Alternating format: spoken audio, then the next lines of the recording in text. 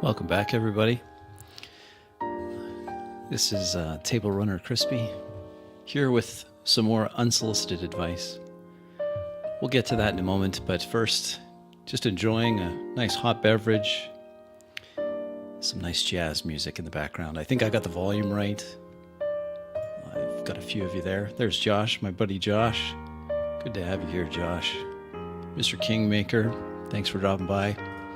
I know that you fine folks have lots of other things to do on a Thursday evening, but let's do this anyway. Feeling relaxed. Hope you had a good day. I like routines. You have an evening routine? I'll tell you my evening routine. It's, I like to have a nice, at the end of the day, nice hot shower. Really scrub down. That's always good. I like, if I can, I like to have a nice shave before I go to bed. It's nice to have that. Hey, my buddy Phil. Common J, good to have you here. I'm glad you found me too. That makes two of us. Yeah, I just like that feel of a nice close shave. Everything feels kind of ready, fresh. It's nice. I like it. Yeah, see, you know what I'm saying? So you get an itchy beard. About a week ago, I was experimenting with some facial hair. It's just, I find it, I admire those of you that are wearing beards. Josh, for example, it's a nice full beard. Phil keeps his nice and trimmed. My Brazilian brother, Nick, he's got a very nice mustache. Top notch. I'm sure some of you others, it's a lot of work. I mean, I gotta say. Oh, can't talk beards without saying Bacon. Go check out Bacon's channel. There we go. I think Big Bad, you sport a beard too. It seems pretty common. I'm surprised because those of you that have had a beard for a while, I mean, it's a significant commitment. Like you've got to stay on top of that thing, or it becomes unruly. Nobody likes unruly.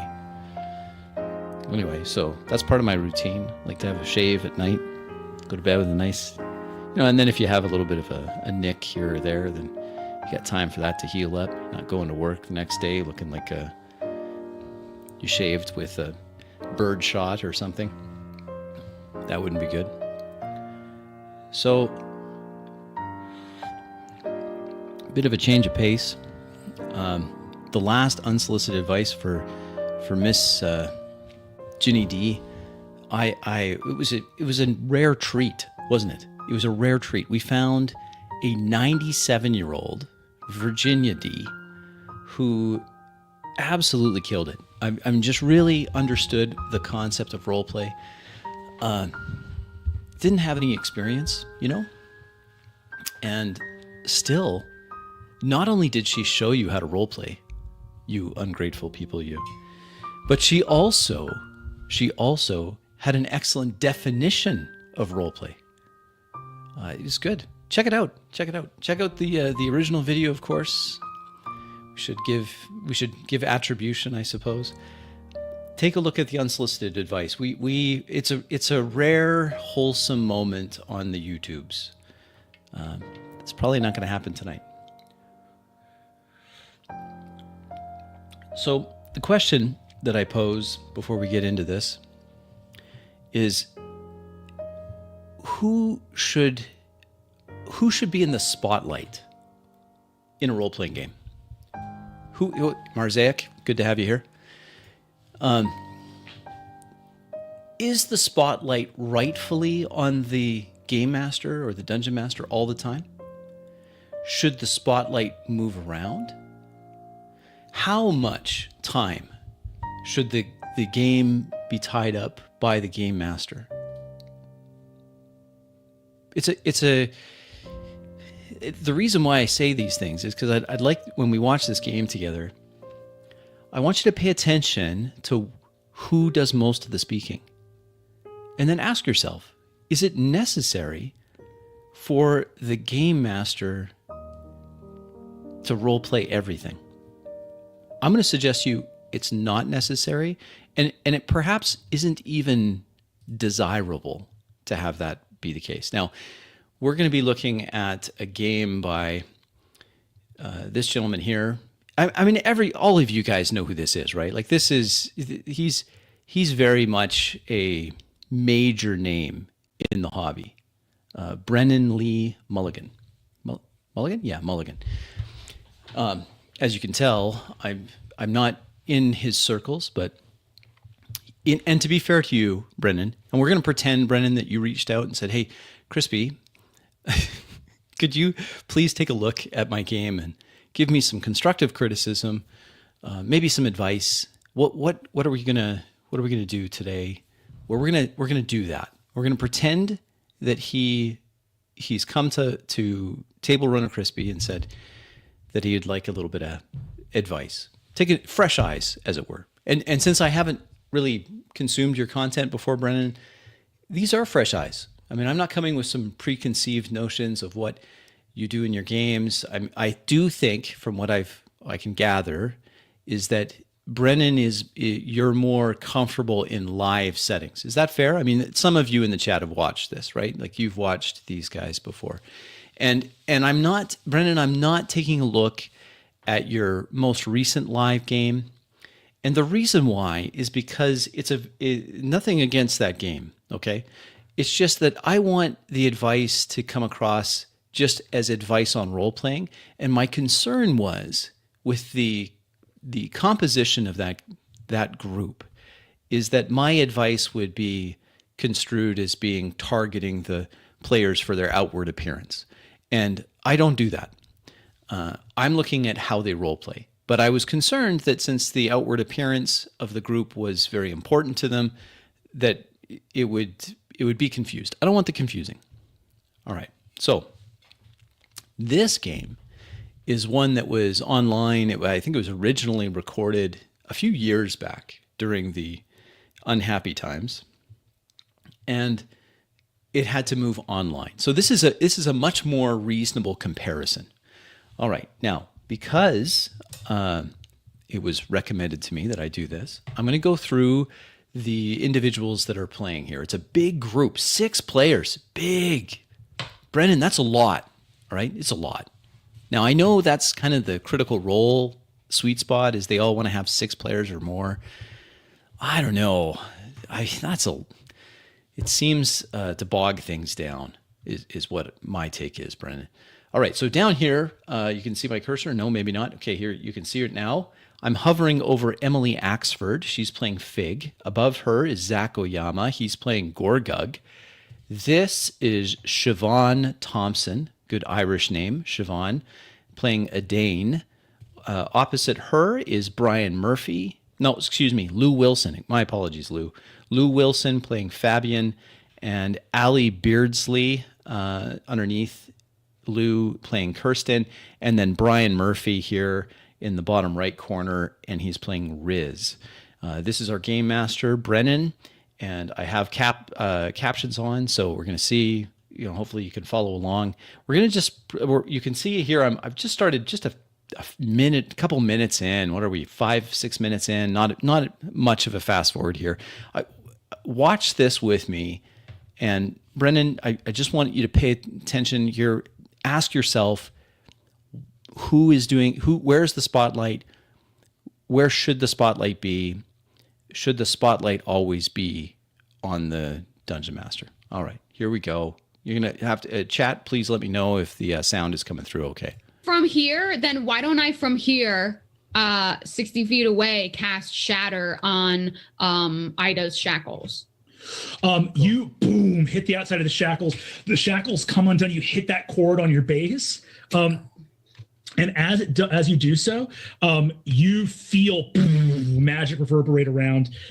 Of anything actually that has happened thus far, that appears to weaken the feeling that you're having in this moment. You see that Ida snaps one arm out. I'm just gonna make a comment here, Brennan.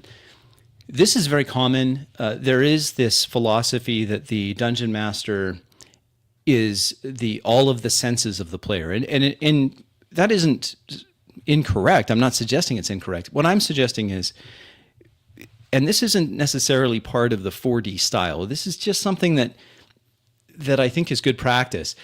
Pay attention to how many times you're saying you. You feel this, you see this. The reason why I would recommend that, or something I do, even though it seems so silly. Why? Well, who cares? Second person, who cares? The reason why is because we want to train players and ourselves. We want to train ourselves to be more proactive as players. And the more second person that the dungeon master is using, the more it becomes a passive listening activity on the part of the player rather than an active participant. Right? That's what I'm saying. So maybe something to experiment with, Brennan, or those that are watching.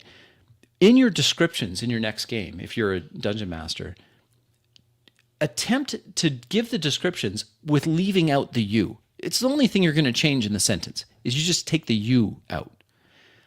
Be cautious a little bit. I would say some extra caution is warranted when describing what the players feel, their characters feel, and their characters think, because those are great opportunities for the player to be role-playing that.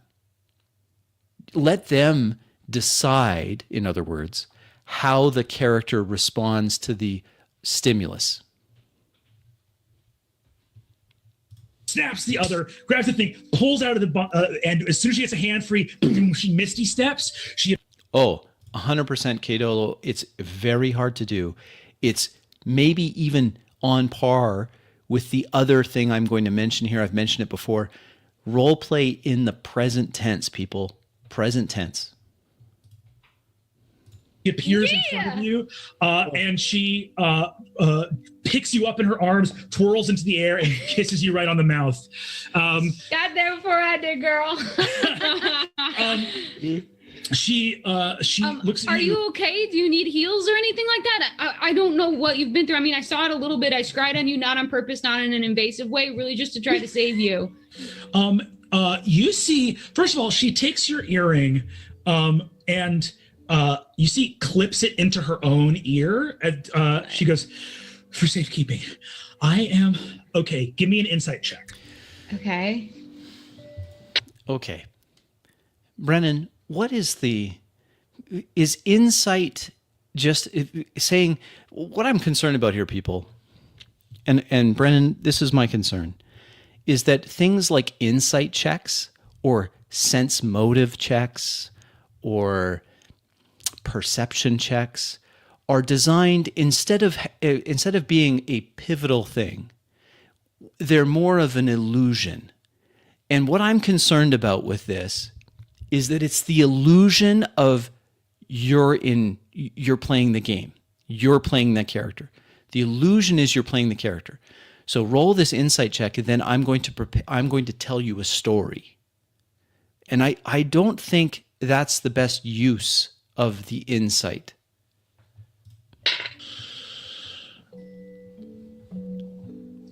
Okay. 18. Ida is not possessed. A different thing happened to her than happened. Is there another way of saying that without just going directly into the meta on that? Is her eyes are clear or something like that? And to your other allies, her celestial heritage trapped her in this like gallery of celestials. You think you, Gorgug, and Galir are probably okay because as you're looking around at the captured entities, you see they are all. Wait, Galir. Who's Galir? Okay, well, to be fair, I haven't watched all of these sessions. This is episode 20. Okay, Brennan, I've watched this whole session. There are a ton of NPCs. Is this sped up? You know what? It might be sped up. Nope, it's not sped up. Okay. Angelic. It very clearly is like the servants of divine entities in the upper planes are what got captured here. You see, with a 19 insight also, you see that Ida is her legs are shaking, and she's lying to you. She's saying she's okay because she doesn't want you to be scared, but you can see many levels of exhaustion. She's a very powerful wizard, so you don't think she's like out for the count, so to speak, but it is very. Don't get into the habit, people, of telling your players what their characters think all the time. Oh, Galier's is what? Oh, some stepdad. Thank you, Bearbeard. Thank you for that. See, I don't know. There's a lot of stepdads and moms, and there's a lot of this in that game. I guess it's because they're playing, again, someone that is an avid fan will tell me, but they're playing as students in their sophomore year, I believe. And it's high school students. Okay, let's keep going. Very clear that she has been straining herself against these bonds unyieldingly for days. Okay, Ida, please just sit on Baxter with me for a little bit, just even for my sake. Do you have a tincture? Me? I don't. I have one. I'm wondering if it makes sense because they're like technically, I don't know if it's. Yeah, let's give her a greater restoration because she has exhaustion. I'm not sure. Is it the same thing as a greater restoration for sure? I wasn't. Right? When Kristen does it, it removes Kalina from it as well. But you see, Ida goes to go sit on Baxter. She looks up. She's crying so hard. She looks up and says, I told you that if you ever spoke my name while holding my feather, I would come. I do too. Goldcrow, I think you're right. No players ask for insight check for a binary yes or no to lying. Yeah. Plus, I think a better way of handling it is just describe what they see. Bead of sweat on the upper lip. I think he's lying. That's his insight check. Okay, good. I don't like it. I don't like how insight checks are used as infallible or near infallible polygraph machines. You know? Cue someone screaming at me in the comments about it's magic. Yeah, but it's not being used as magic. It's a skill, right? Passive insight. Insight, active insight. I heard it every time. I'm sorry to. A wizard should come when their name is said into a gift they've given. I'm very sorry. But a wizard is also allowed to be a person, and you were in extreme situations, and there's no part of me that felt betrayed by any mean. I missed you so much. I missed you too. I want to talk to you, but Gorgug's here, so. Should I walk further away? No, I don't understand if we have time or not. Are there people down there that we need to go save still? You see, Ida says, I think we are very close to the end. I think that something very bad is in the works. You see, Galier says, I believe it would be wise for us to return and join the others as soon as we can. Ida, I'm just curious if you have a gauge on this. What would happen if I cut some of these trees down? Okay, it's a hypothetical, but at least, Zach, you did it in character, so fair enough. Asking an NPC, what do you think was going to happen if I cut down this tree? Will it make a sound in the forest? Ida looks around. She's going to make an Arcana check. Brennan, my recommendation here is that if your NPC is doing something, have it be off camera. So absolutely roll her Arcana check if you need to, if that's the game and that needs that. But just in the interest of keeping the focus, the spotlight where it should be, maybe just quietly do that off camera.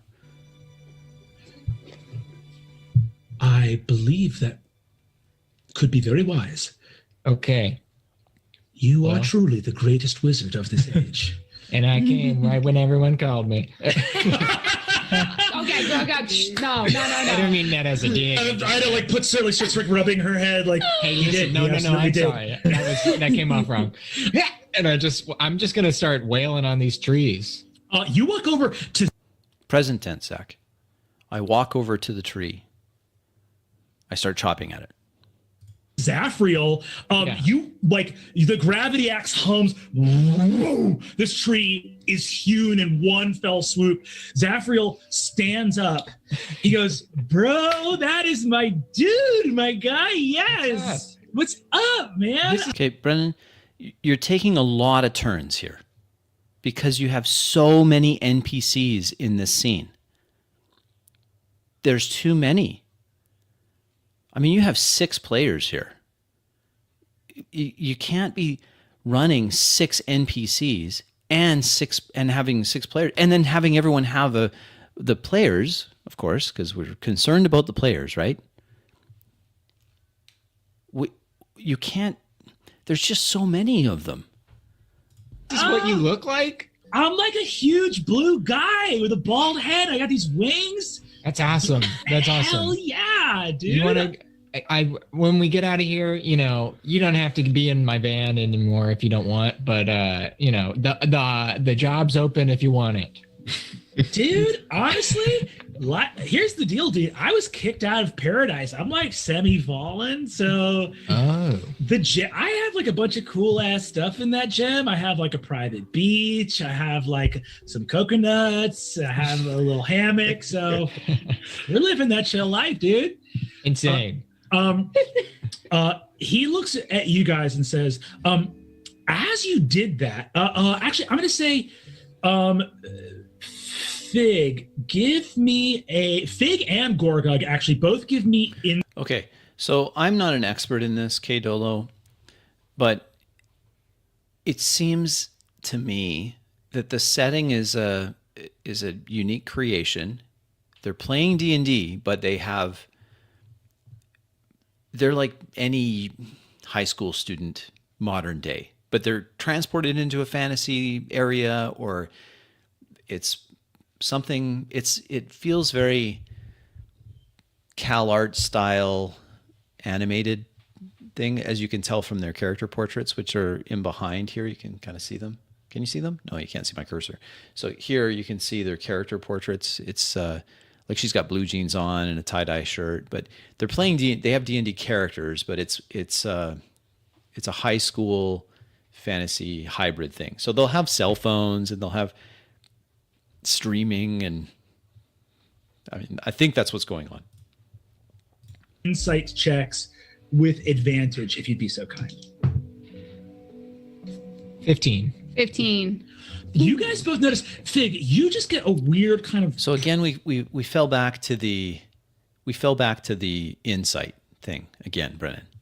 It's a lot of insight checks, and the impression I'm getting is that insight is just a stand-in for, I need the players to say something so I can go back into block text. Yeah, is that what it is? Total Drama Island? Is it based off that? Again, a lot of people watch this. Like, this is very, very popular.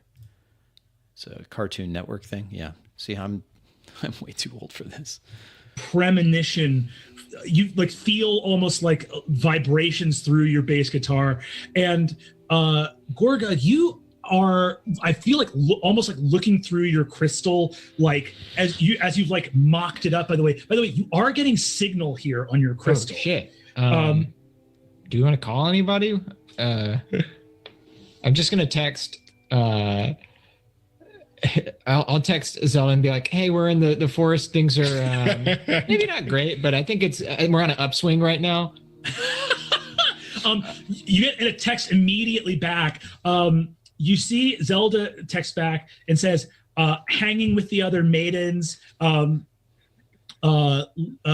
Thanks for checking in. I hope everything's okay. Feel free to." Okay, Kingmaker knows the story. Group of adventurers from the Egg Fort Adventuring Academy in their sophomore year, working to complete their school assignment of retrieving the Nightmare King crown. Right.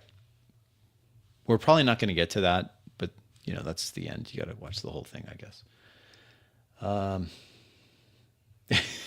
Maybe. Who knows?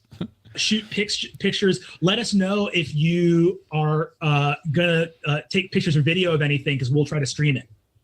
Amazing. Well, I just streamed this the Sanctum. You stream the Sanctum. You see a chat opens up with the other 7 maidens who start doing bits in the chat in the side of the stream. Hey, guys. Like, ooh, creepy, hate that. You see the feeling you got on that 15, guys, was The resolution of these checks is way too long. Way too long. Is there a way, Brennan, to have your players role play that? it wasn't chopping down the tree, but when Zafriel got freed, you felt some of the magic of this place dissipate. So it's absorbing the magic from the angels, maybe? It looks Is there anyone else in here? tons all throughout. Let's just free them willy-nilly. I'm just going to... Yeah, you see, Zafriel, yeah, you're just like, bam, bam, bam. Shatter. Zafriel looks around at people. Zafriel looks at you, Gorgug, and Fig and says, I mean, there's 1, 2, 3, 4 players. I mean, she said one thing quietly or once, and then she backed away from it. These Lou and Allie and Brian have not said anything. Like, Emily gets a lot of screen time here. Zach's getting a decent amount, but it's not great. says, if you guys are trying to beat feet and get out of here, you can leave the homie here. I'm strong as hell and I got tons of magic. I can get all these buds out. Amazing. Yeah. Hey, Zafriel, good luck, dude. The band's waiting for you. Gorgug, sincerely, one love, brother. I'll see you Absolutely. out there. And you see that Zafriel goes starts freeing everybody. Ida looks around and again seems to say, like, the curses, all of the transubstantiations took physical objects and often changed them either into other physical objects or in some cases ephemeral, hard to understand concepts like a curse. But it seems that there is, at least by attacking some of the elements of this curse, it feels like this energy is going somewhere. And Ida goes, curious, very curious. See, okay. One of the pitfalls of having so many NPCs in the game at one time in one scene is to have situations like this, where Brennan, you're role-playing one of the NPCs. Great. I'm all for it, right? I want people to role-play. I want the game master to role-play, stay in character. But now you're having one NPC enter into a conversation with another NPC. You have 6 people at the table that are waiting patiently for a turn. You're taking a turn with yourself. And if that sounds awkward and a little cringe, it's because it is. Because it is. And you guys jump on Baxter. Ida is flying right next to Baxter as well. And you guys take off. We're going to cut over to that's what I was getting at. Fabian and Adine. Okay, so it's a split party. Okay, so now we understand why Lou hasn't been getting turns. Neither has Siobhan. Okay, so now it's going to be Lou and Siobhan that get turns, right? All right. You will not hear me criticize the practice of splitting the party. I don't believe that splitting the party necessarily has to be a problem. However, if you're going to split the party, Game Master, Brennan in this case, it is incumbent on you to pay close attention to how much time you're spending with those two. If it goes too long, then others they're dropping off. You're losing them. You're losing them, Brennan. You guys rush back to the clearing. You see... Okay, whoa. Are you moving them back to the clearing? Did they already say that? Maybe they said that. We're going to give you a pass on that one. They said they were rushing back to the clearing, okay? Not you just teleporting them back to the clearing. Aylwin is still there on the ground. Your father's body is still there on the ground. What do you guys do as you rush into the clearing? Pick her up Yeah, grab it. between the two of us. Yeah, do a little fireman's carry action. Yeah. I could even have, if you'll allow it, have cast unseen servant as we get there, so that we have a little unseen All servant. three. Fabian and Adine, you rush into the clearing together. As you do so, you see the body of Angwin and Aylwin's body as well. What do you do? Can we? Brennan, if you have an agreement with your players that they act and you don't act for them, you will never have to say, what do you do? I think of all of the decades that I've repeated, what do you do? What do you do? What do you do? The issue I have with this is that I don't think it's necessary if the players are proactive. Describe what they see, right? Describe the scene. You did that. Great. Descriptions are always on point. Very good. So the description is given. The players then act. They're already thinking. They're not waiting for the cue. What do you do? What do you do? You don't need to. Say that I have created an unseen servant as we're running over here. Yes, absolutely. So we can have an unseen servant pick her up. Yes, unseen servant picks her up, begins to carry her behind you. Both of you make a perception check for me. Oh no. Ooh, 17. only 12. You hear something coming through the forest towards you.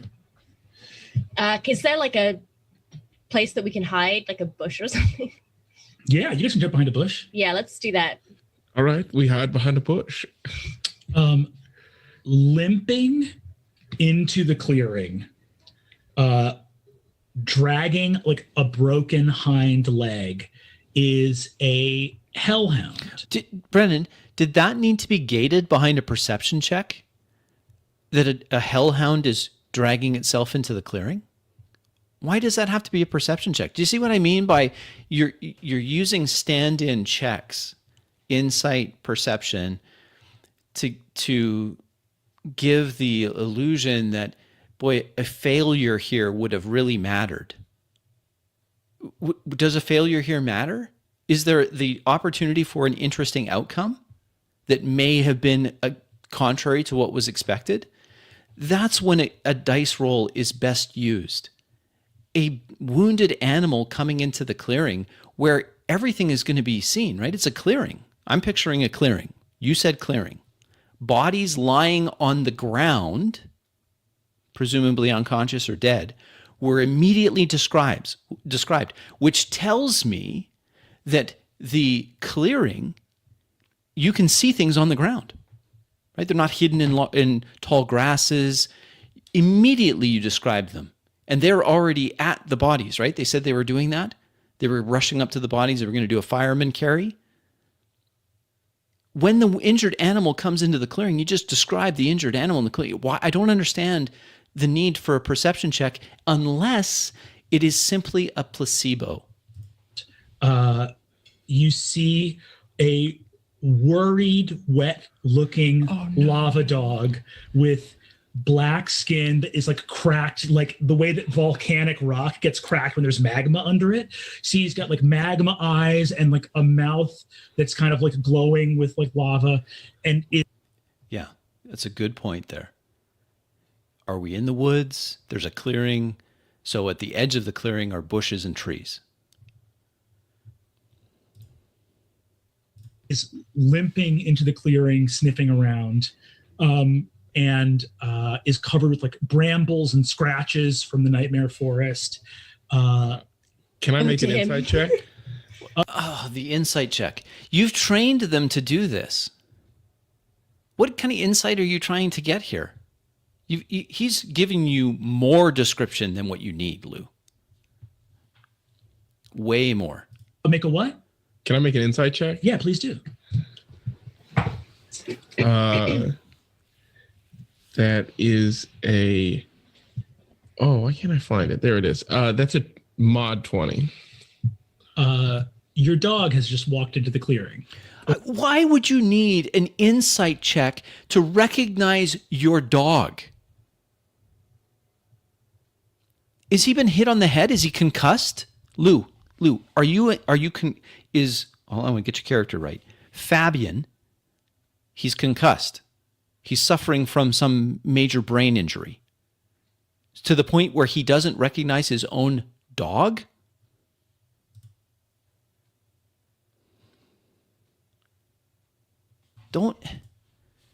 And you had to gate it behind a DC something insight check?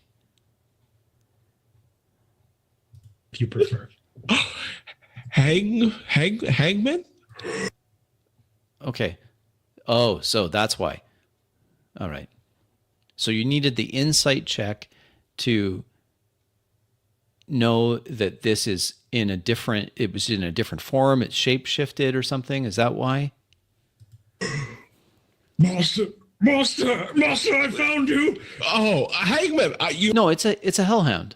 So he knew it was a hellhound, right?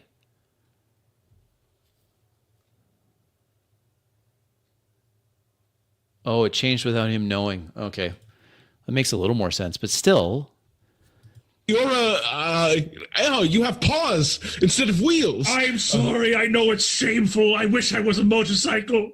No, this form is cool as hell. You have lava coming out of your mouth. It's terrible. I'm a stupid dog. I'm just a dog. You're such a cute dog. Oh, no! You're so cute. I scratch him behind He's the not a ears. cute dog. He is not you're a cute dangerous. dog. You're a big, dangerous dog, aren't you? Yes, you are. Yes, you are dangerous. I wish I was a motorcycle. Oh, okay.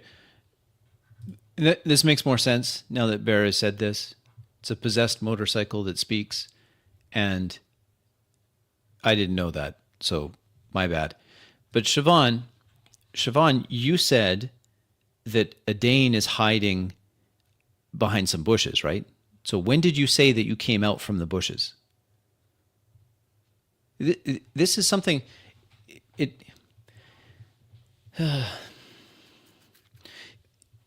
If we don't insist on this, that you say where your character is, then you'll get the situation where, oh, it would be fun if I was there, so I'm just going to teleport myself there. But that breaks the believability of your world. You just teleport to where it would be cool that you were without saying how you got there? Hangman, what are you doing here?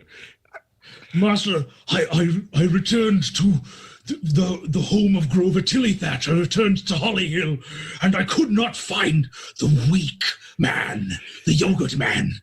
And I knew that I had made a mistake, and I sniffed him out, and I could only think that he had entered the forest, and I begged and pled at the briar wall, but I was not a high enough devil. And finally, some high-ranking... Okay, Brennan, this is a little too long. It's a little too long. You're very good at it. Okay, you're very good at it. The voices thing, it's great. I think somebody that is a big fan of Brennan, tell me in the comments. He must have some training as a thespian, I would imagine. I'm not trying to be a slight here. I'm just saying he's very dramatic. He's very expressive. But the issue is not that he's doing that. It's just that, Brennan, you're doing so much of it. Devil allowed me to come in, but I had to shed my form. Yeah, you know what?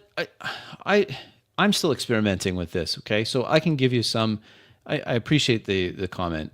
And maybe what we can do we'll come across one of these things, and I'll try to give you a clumsy, different version that is still immersive, still role-playing, still in character, but isn't 10 minutes.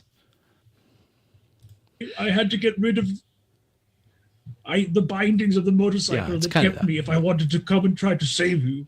Hey, Hangman, I don't love you because you're a bike, right? Okay, well, one of my hobbies is motorcycles, so I absolutely love my bike because it's a bike. you because you're villainous and you're pure evil and you'd run over anyone I asked you to. And you could probably still do Bear. that in dog Appreciate form. that.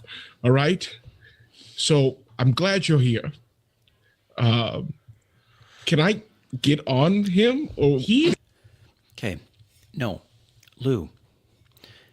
How if imagine that this is all real, just for a moment, because that's what in essence what we're doing. We're all trying to put ourselves into this fictional world and we're going to act as if it's real.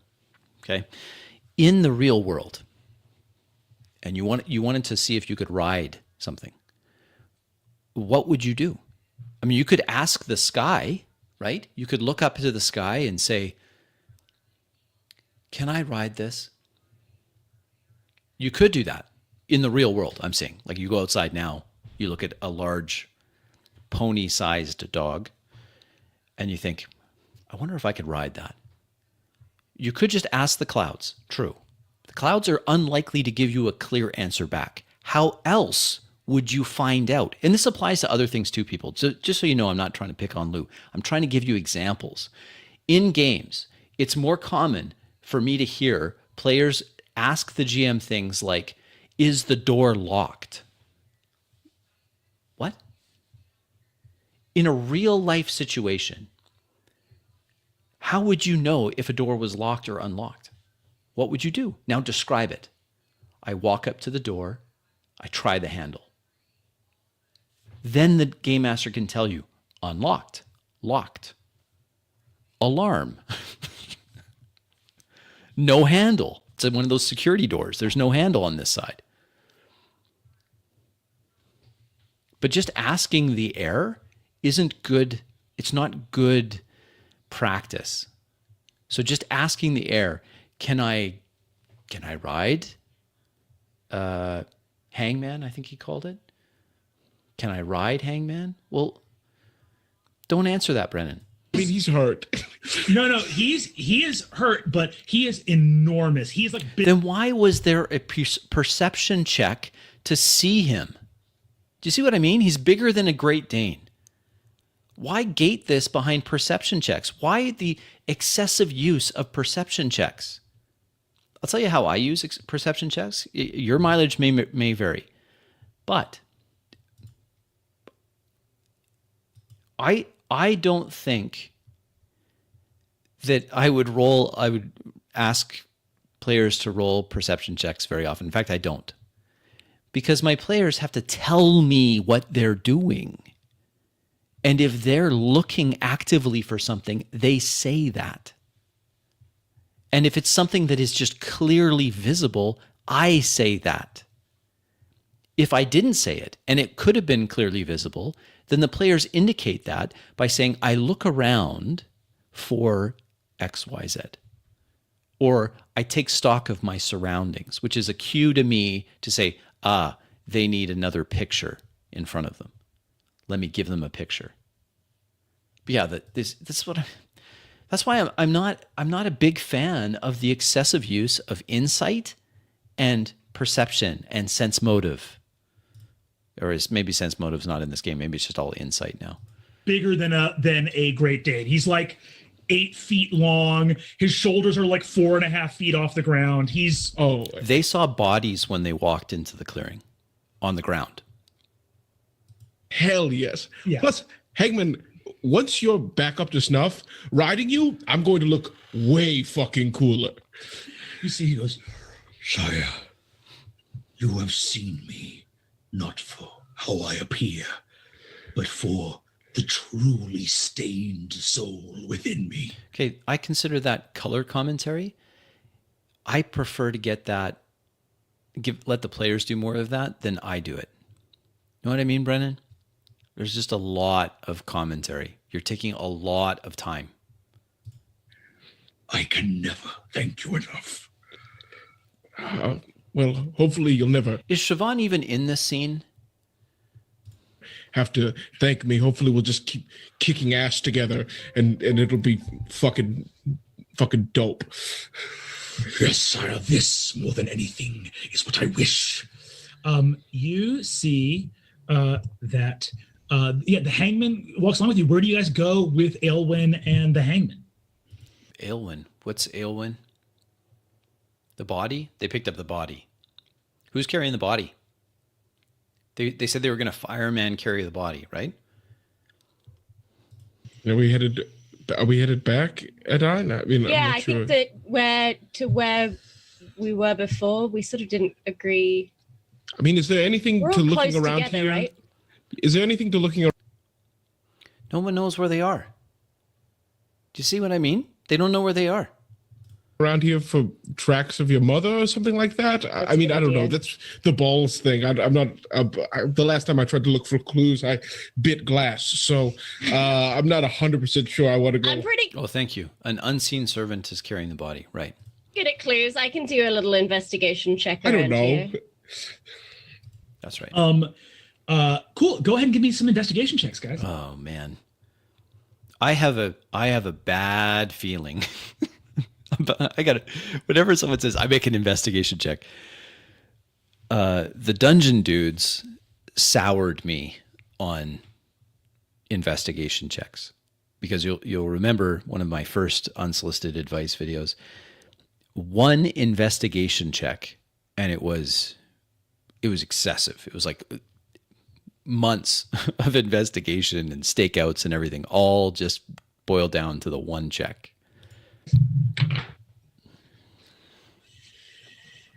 Got a 15. I got a 17. Party boys. Body boys. Party boys. Some body boys. Yes, you see Killian and Arianwin's tracks leading out of here. You can follow them. There's Cybersloth. There are systems that allow, that is the magic system. So in Easy D6, for example, every conjurer, all of the magic users make up their spells within school. Check it out. It's cool. It's really cool. Yeah, that's what I'm getting at, K-Dolo.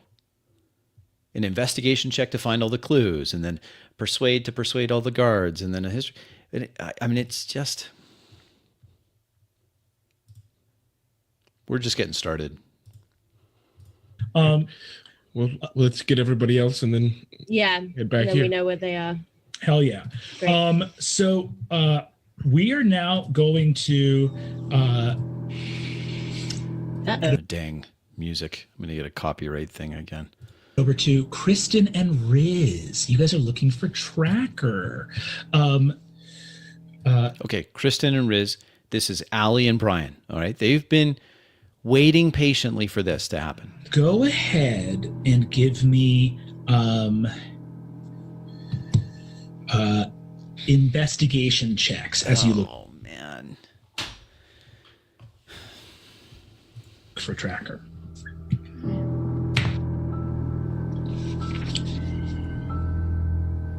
I only got a 16.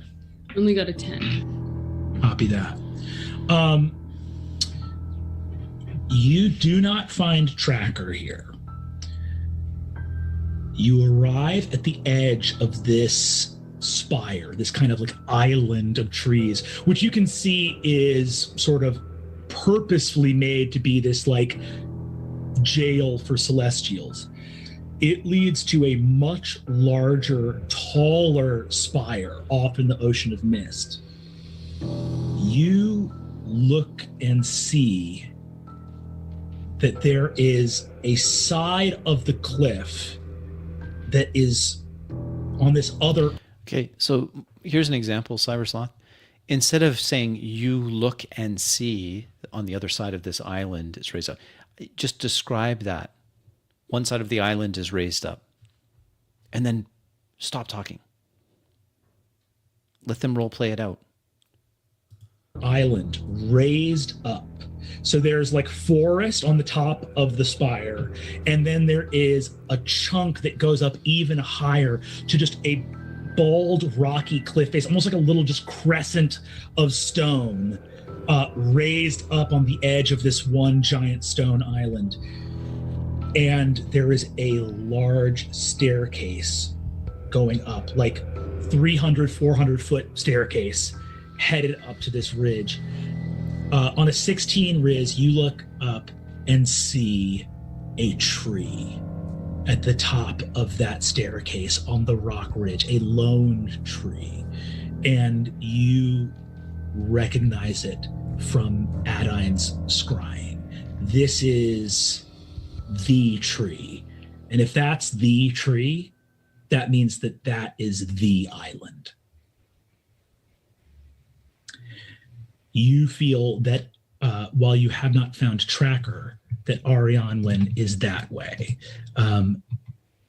You look up above you, and above that island, the clouds are dark, heavy, ominous gray. You see a ripple on the horizon, and rain begins to fall. Okay, Brennan, it's just a lot.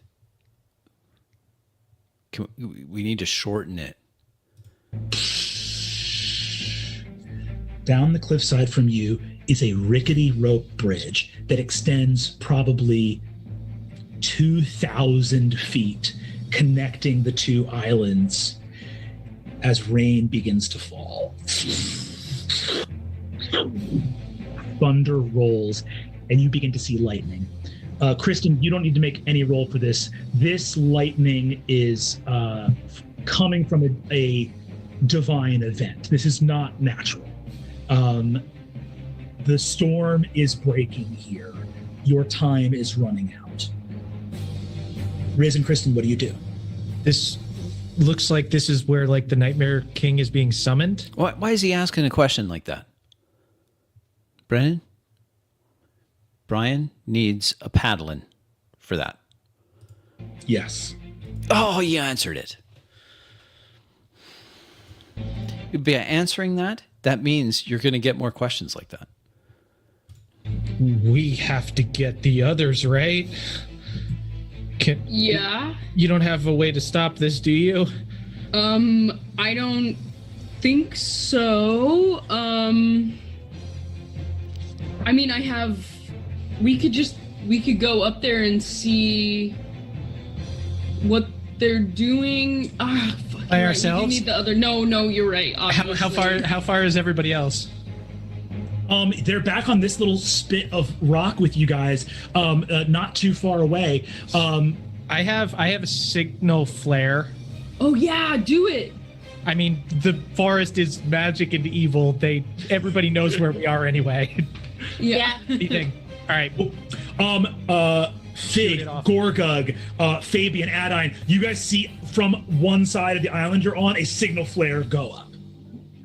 All right, let's Gotta go. steer in that direction. Oh, yes, that's right. Okay. Baxter, avoid the flare. Just directly shoot Baxter.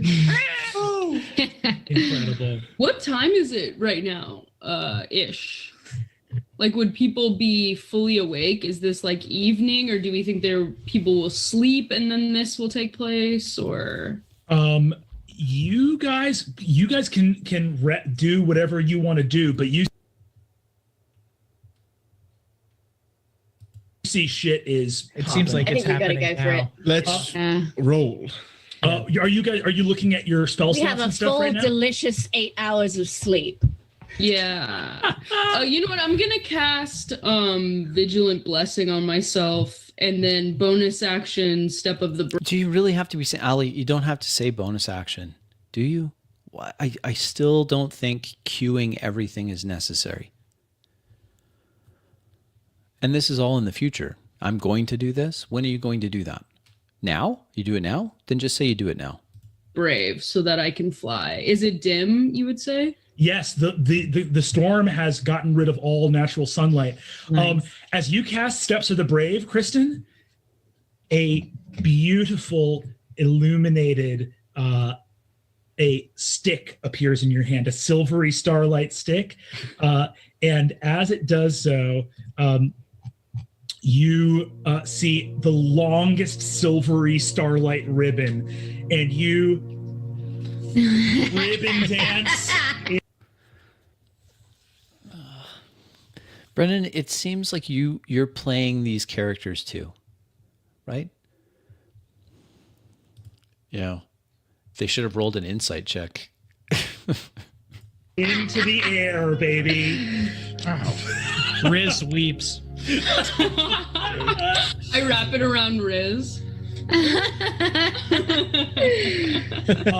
Kristen, something bad always happens when you and I are together. Oh, no. You're right. Anytime we go off on our own. What else has happened? What have we done? I truly can't remember.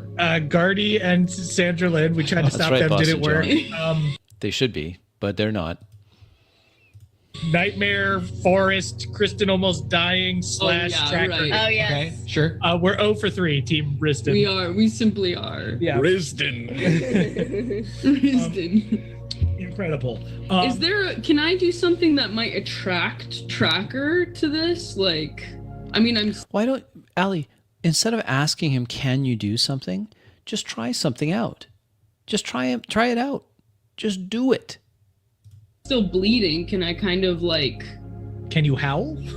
Can I? Oh, okay. So this is a callback to the. I guess you have to watch everything to. This is the problem. I mean, I guess I have to watch the first. Yeah, this is something. This is something that's hard to do. Even trained or practiced improv, not actors. Improv specialists, we'll call them. I don't know what to call them. Still get into the habit. It's hard to do. I howl. Yeah. Go for it, baby. Howl. Okay, I howl my freaking heart out. Can I hear Kristen howling and then thaumaturgy so that it Can you do this? Emily, what are you talking about? echoes throughout the forest?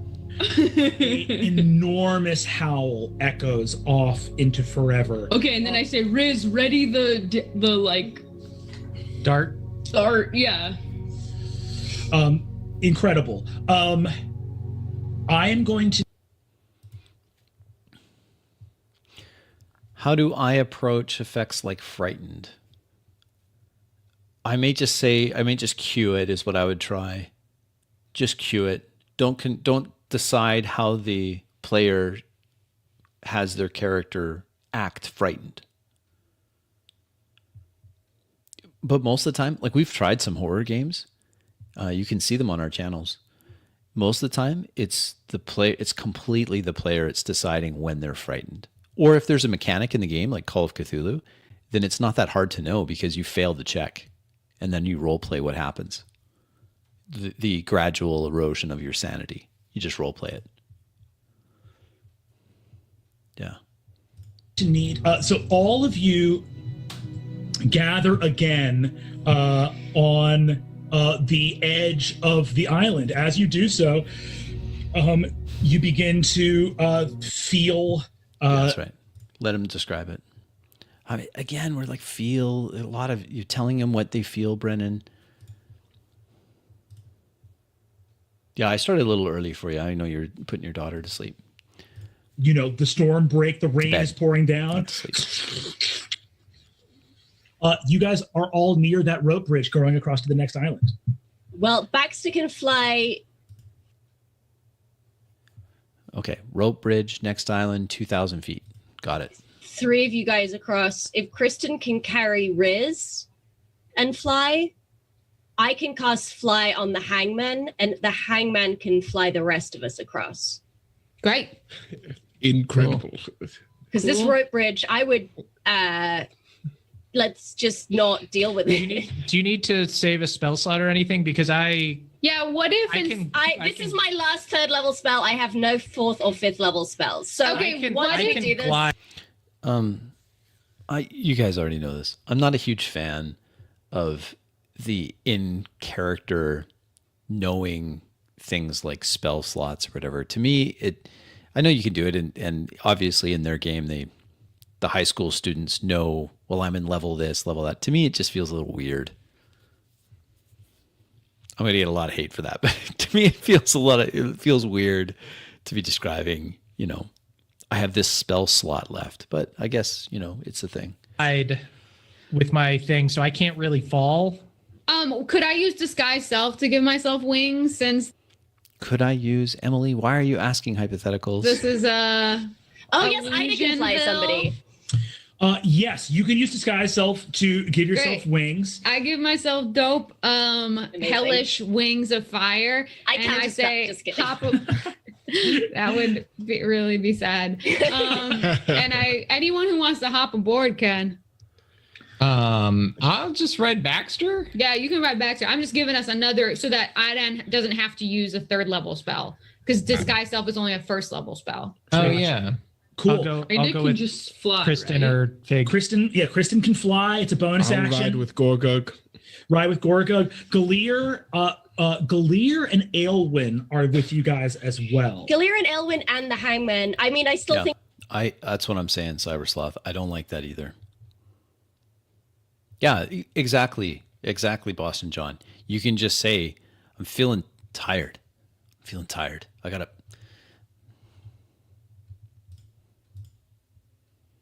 Yeah. All right, let's keep going. I might I think skip I just ahead have to here. cast little fly on the guys. Hangman because the Hangman is probably too heavy for this Yeah. bridge. Okay. Let's fly over the bridge just in case there's like something Cool. that dispels magic or anything like that. Grab Great. Galir also says, if you need to, perhaps Baxter could make 2 trips. I'm not sure if that's Oh, that's true. Oh yeah. Yeah. If we get over and it I don't know how you feel about that, people. Fine people in chat. Giving hints via the NPC.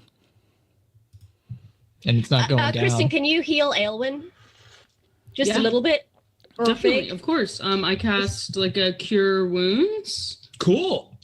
How much do you I cure her for? cast- Yeah. Let's see. We'll do a 2nd level, so that's 4. I whispered to 6, Kristen. 10. I whispered to Yeah, Kristen. I think maybe Ida might also need some curing.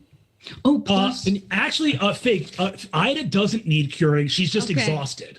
So But But is it wouldn't greater- a lesser restoration or greater restoration absolve that? it would get rid of 1 level, and she has multiple. Okay. She just needs a break. she actually got 19 with my spellcasting ability modifier. Oh, incredible. Great. 19. Awesome, guys. Cool. All of you fly across this through the storm. As you do, I'm going to roll a little luck check here. Flying across, battered by rain and wind, all of you flying to this island as the storm clouds gather and begin to swirl in a maelstrom overhead. You see lightning strikes the rope bridge and it collapses and falls into the mist.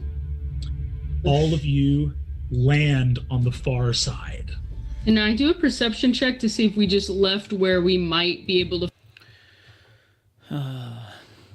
Game masters, players, people of the world, don't ask, can I do a perception check? Please. Simply state what you're doing. I look around for tracker. Then if a perception check is warranted, then Brennan can just tell you, roll. You already know what you're rolling, right? What do I have to roll? Am I rolling Arcana? That's the other common one. I see that a lot. Roll Arcana. To find tracker, or if she might be on this side too. I think in this You should make it a drinking game. Every time a player says, can I drink? You might want to have a loved one nearby to resuscitate you after a few minutes. crazy storm, there's no way. You will just not be. You don't know where Tracker is right now. She's out of pocket. How big is this tree? So the way I'd handle that, Brennan, is Allie says what Kirsten is doing, and I would just say no failure. Just shake my head, failure. Then Kirsten, or Allie through Kirsten, describes, I don't see any sign of Tracker, guys. I hope he's around, or she's around. I think it's a she. Like, that's how quick it can be. No joke. Just say failure. And then Kirsten can describe it. This wind and rain. I can't see a thing. Tracker could be right over there and I wouldn't even know. Next. How big is this tree? Pretty. Yeah. Bear, you got through all of these. You really enjoyed them? Say in the comments. You can tell me, was it really enjoyable? Maybe it changed when they had to go online. Enormous. As you guys are flying. Wait. Flying? They landed on the other side. What are we talking about? Hold on 1 second. Is this a retcon? You get to the other island. Who all is on Baxter? Oh, so they just stopped and then they kept flying. Fabian. Okay. Copy that. Hold on 1 second. No, we should. Well, let's just land. We land. Just say we landed on the Seems like ground. we landed. Say we landed. Stop looking things Our up. feet Say we landed. And Baxter's feet. What is that tongue? on the ground. Why is that Put your tongue tongue in your out? mouth and say we landed. Use your tongue to enunciate the words. Roll that we tongue landed. back up in your mouth. Cartoon style. Roll the tongue. That you landed. Oh, yeah. Like, these are big shows, guys. Big shows. Like, they must be making bank. They sell out venues. People pay to watch this. So, you know what, Brennan? Thanks for putting up, because I didn't pay anything for this. And, I think we're going to learn a lot from it. But buying tickets to see this live, I mean, it's crazy. But only in my mind. You sell out Madison Square Garden, I mean, all the more power to you. But imagine what it would be like to watch this when everyone stayed in character all the time, where the spotlight was rotated around the table. I think it would be even better. They would maybe be able to sell out, I don't know, whatever, European soccer stadium or Brazilian soccer stadiums. There you go. Really big events. Do it. Say we land. As you guys are coming in to land on What's the Baldur's Gate 3 actual play? What are you talking about? There's a Baldur's Gate actual play? From these people?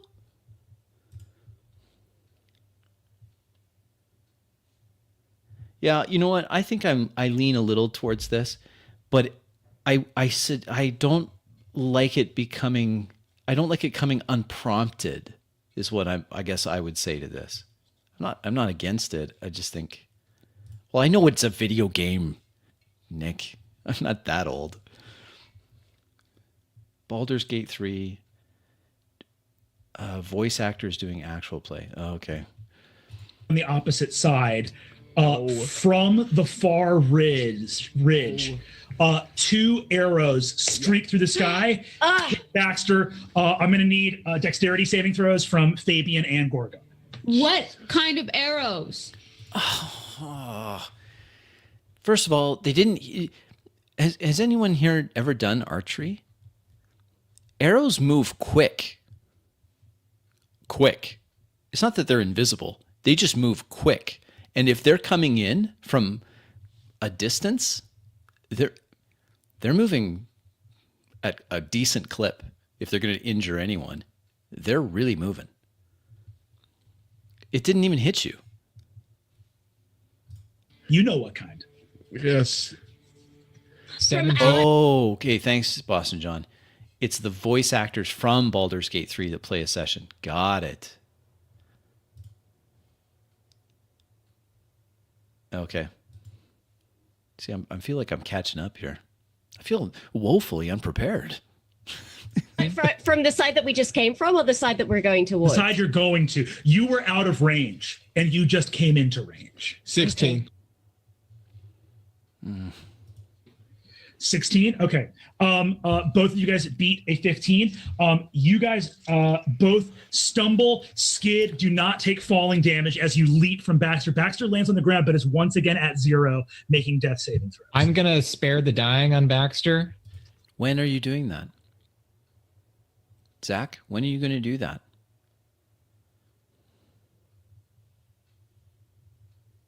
Are you there? You're right next to them?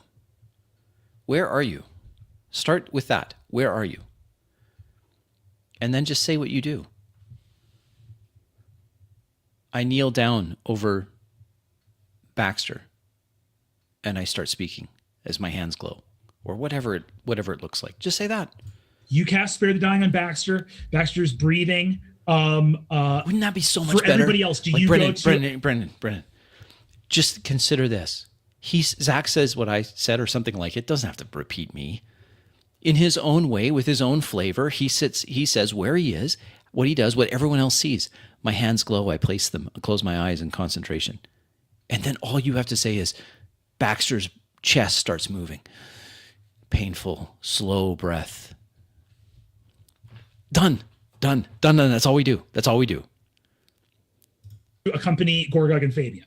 Yeah, I'm gonna go do a bonus action healing word to Baxter just to get him up in case we Again, same thing, Emily. Could you not describe that? I walk over to Baxter's form. My hands glow. Or something, whatever it is. Don't need to be moving around with him. Copy that. Can I do a perception check about where those arrows came Drink. Everybody. from? I also do it. No perception check Drink. Everyone drink. needed. They came from the far ridge. They came from from where we came. Where we're going? From where the tree is, the giant towering ledge on the edge of the. Thanks, D20 Play. That's fine. I'm always surprised how many people watch these. Honestly, I am grateful. I don't want to sound ungrateful. I am grateful. New island. 13 hit points for Baxter. Okay. Baxter is up again. Could you not, in just the same amount of time, Baxter struggles to his feet. Okay. Now, all of you are here. The arrows stop as you are now once again within forest because you have total. All right, then I'm. Who's moving them, Brennan? Who moved them to total? Brian, are you confused like I am? Who moved them to total cover in the forest? Just gonna do thaumaturgy on myself and say, Mom, come out. Stop shooting us from the trees. Come out and talk. You say that.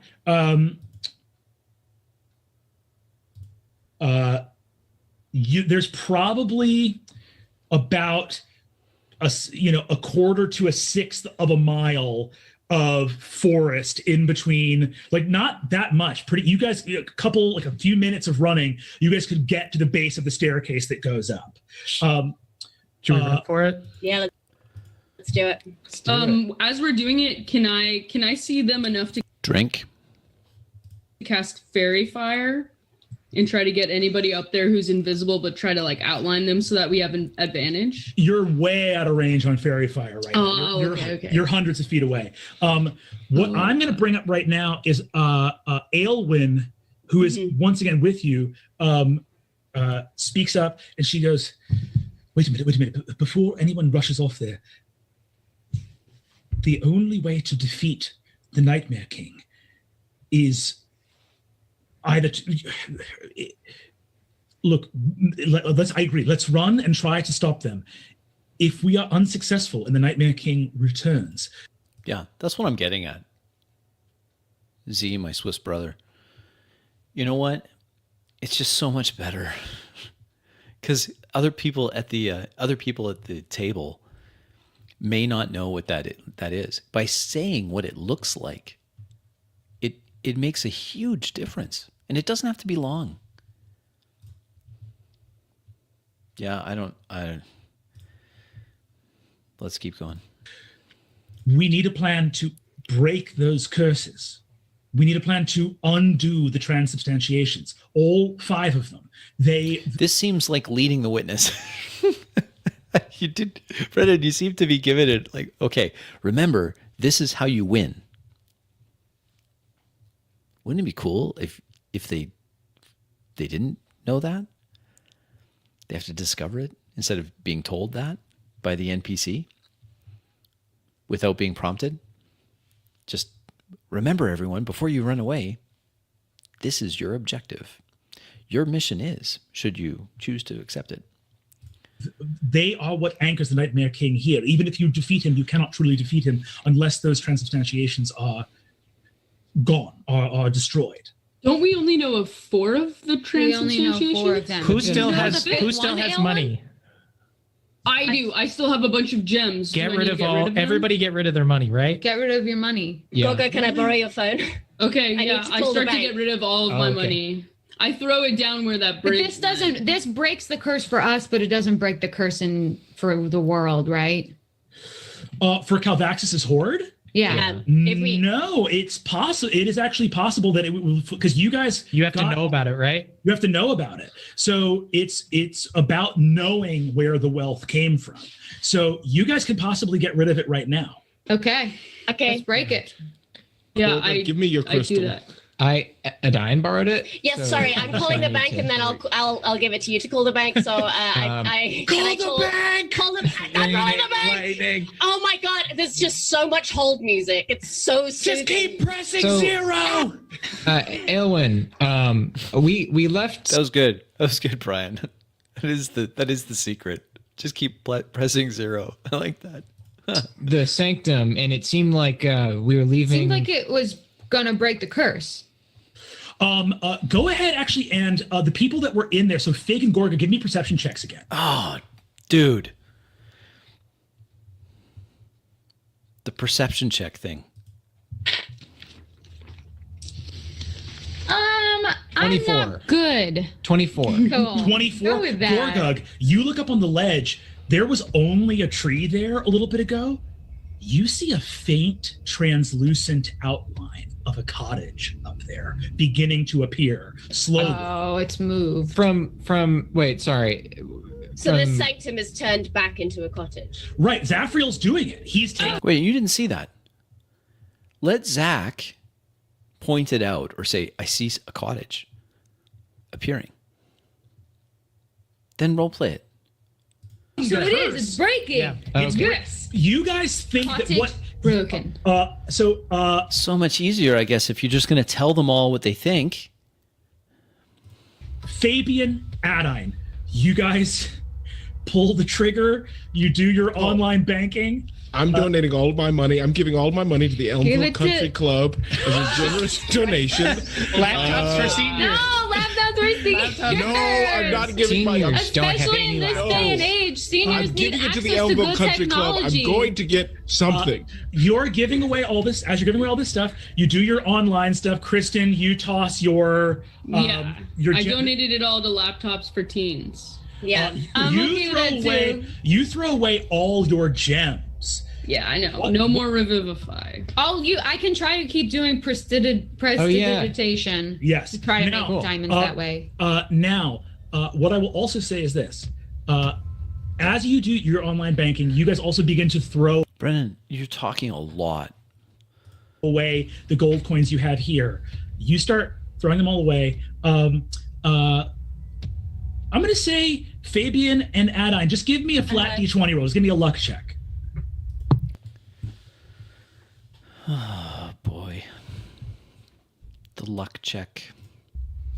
D5. 9. What about me? Yeah, can I make a luck check too, please?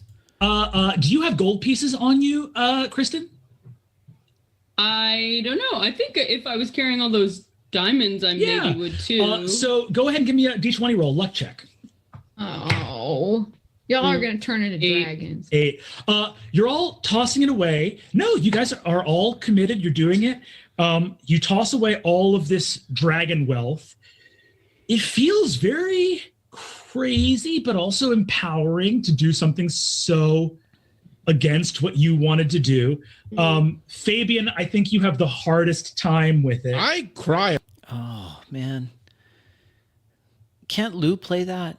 Just let Lou play that, Brennan. A little bit. I throw 1,000 gold pieces just off a fucking cliff. Fabian, I'm working on an EP. I'll tell you what, you can have all the money that comes from it. Because Emily, guess what? Songs just flow out of me. I'll make Give it another to the one. country club. You I can have don't all need your 30 charity. pieces. this is I mean, Brian's having a good time, and Siobhan and Lou are having a great time. But I mean, again, there's just a For merch sales. Fabian, you take the money that was in the ball's briefcase for safekeeping and toss it, and then you reach into your own pockets. so you're moving his hand into his pocket. You're describing all of this stuff. Why can't he play that? Start throwing those coins away. As you throw the last handful, your hand goes down for the very See, I don't do this, people, and I recommend you don't do this either. Don't be taking control, puppeteering the player's characters as much as you can, absent an identifiable. Yeah, get your hand out of my pocket. Absent an identifiable force within the fictional world. Why are you doing that? You could just simply say, the way I would handle this, because the last piece of gold is different. The way I would handle this is I would just say, Fabian, the last gold piece shines brilliantly. And then let him take it from there. last gold piece in your pocket. You pull it out, and a glowing gold coin with the rune Adine found on the mural and in the books. The last coin in the hoard is the coin of the hoard, and it appears in front of you. Fabian, Zach, why are you talking? do you see Eat what it. you have? Throw it away. There was no chance. Lou should have had a chance to react to that, right? All of you guys are doing your online banking. You're not having. Why are you stepping in here? Do we have to destroy it? Drink, everybody. It looks like there is magic on this. You have one of the transubstantiations in your hand. It's just a magical effect. It was put there by a very powerful being. Why are you giving him this, Brennan? But you see that there is. It's just a spell. You could Can potentially. one Can of I the just other counterspell? Drink. wizards- Yeah. Counterspell has to be done while you Can are. I'm Drink. out of third level spells. Can I just hit it with my axe? Okay, you don't have to. I already called that. Zach, I heard you say drink or can. So let's see if there's any others. Can I just I hit have it with remove my curse. Zach, okay, another one. Drink. Oh, Remove curse. Yeah. You go up, hit it with remove curse. Why are you describing this? Let them to describe it, Brennan. You see the coin vanishes. Okay, so again, just me. I'm a little weird this way. Instead of saying you see the coin vanishes, just say the coin vanishes. Because I'm trying to break the habit. It's so pervasive. You start saying you see, you, then it's you think, then it's you feel, then it's you put your hand in your pocket, and now it's you go here and you rush through the forest and you do this and you... No. The last gold coin is gone. You see all of the trees bend and buckle in a Just say the trees bend and buckle in a sudden hurricane force wind. hurricane force wind. One of the great curses in this forest goes, and as it's that mycelium web, right? All the other curses weaken as a result of that curse being gone. amazing. Do they see that too? Okay, so the sanctum is being worked on. The gold is done. Now we just have freaking Kalina, who we've already weakened. Can I make a perception check for Drink. Kalina? Yes, go for it. Does anyone shit. still have the Kalina curse? I'm going to give you a pass on that one, Brian. Because I'm assuming you're saying that in character. So we have to. I mean, all the NPCs. So Rag, Lear doesn't. I might. I dropped Right? a Drink. We'll give you a pass for that too, Allie, because we're going to say that's in character. dice on the ground, you and the other got- dice was a nat 1. Oh no. You got Kristen, you were healed, I think. Elwin, can I Yeah, ask teacher. you, Elwin, Drink. can I ask you, Oh, wait. Aylwin, can I ask you? Yeah, okay. Emily, my apologies. I take it back. Spit out whatever you just drank. My problem. I was caught in the moment, Emily. That's not fair to you. what do you know about Sandra Lynn? Is she just being affected by the forest, or did you work with her at any point? She looks up and says, "If your allies are trapped by the forest, then that's it's very likely that it is the Nightmare King has taken Yeah, that's right. That is a twofer. them over. That they are I see. possessed." Okay. You see the tree up on the hill. You see the cottage appearing there as Zafriel finishes his work on the other island. And then you don't know where Kalina is, but you do know that that tree and that cottage are going to be up there. Okay, and then what is the fifth? I think we only know of 4. No, We don't the know name. what the fifth Yeah, one. the We name- just know the name. Do we think it could be a person? Who are you asking? Drink. Can I try to contact my new god? Drink.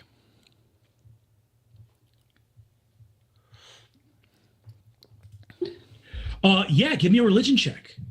The name has been turned into something. I just think it must be a person.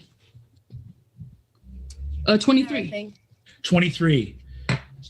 You remember something? There was something that the goddess, when you spoke to her, or a memory of her, or however it works, said to you. It's a relationship of names, like what names mean, and you just hear a whisper in your head of Phil.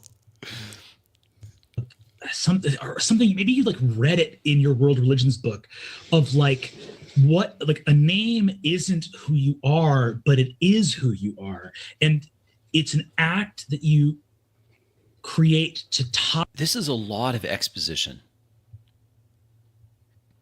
yourself to a symbol, and it anchors you to your life. Names are exceptionally important. Next. And the world around you.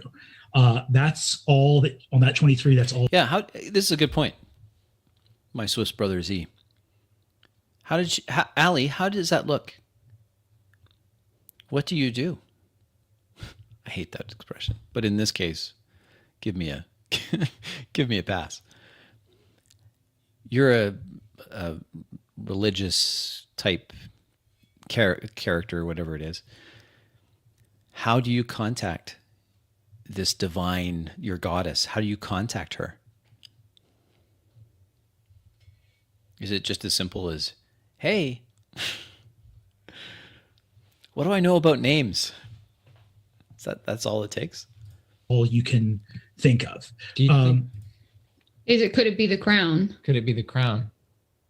I don't know. If that anchors it to this plane, it anchors it to this life. Yeah, could be.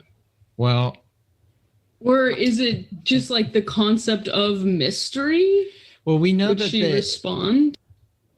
Would she respond? Drink? I don't give you I didn't ask for a drink of the other because I'm assuming, Allie, that was in character. And I assume this kind of table talk, which I encourage, is all in character.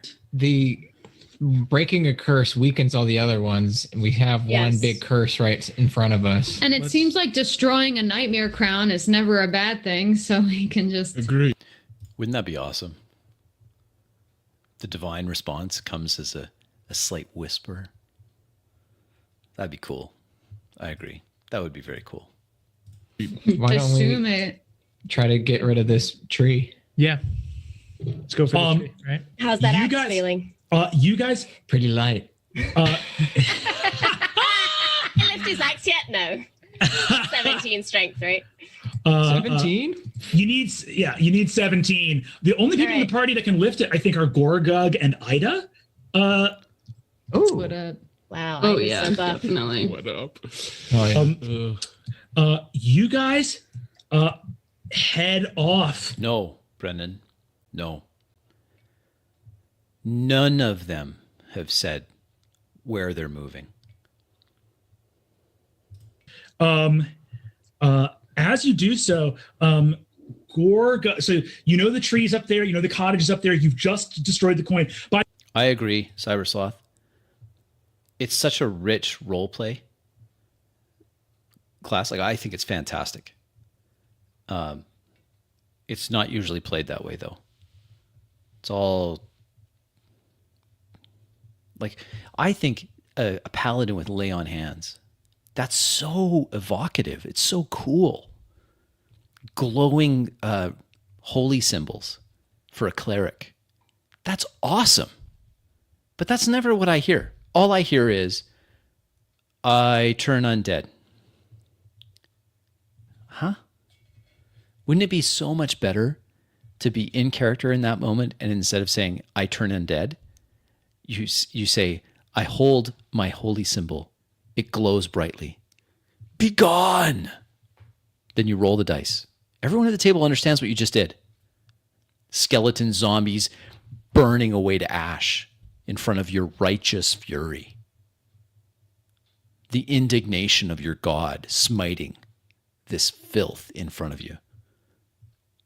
But I don't see that. I don't see that.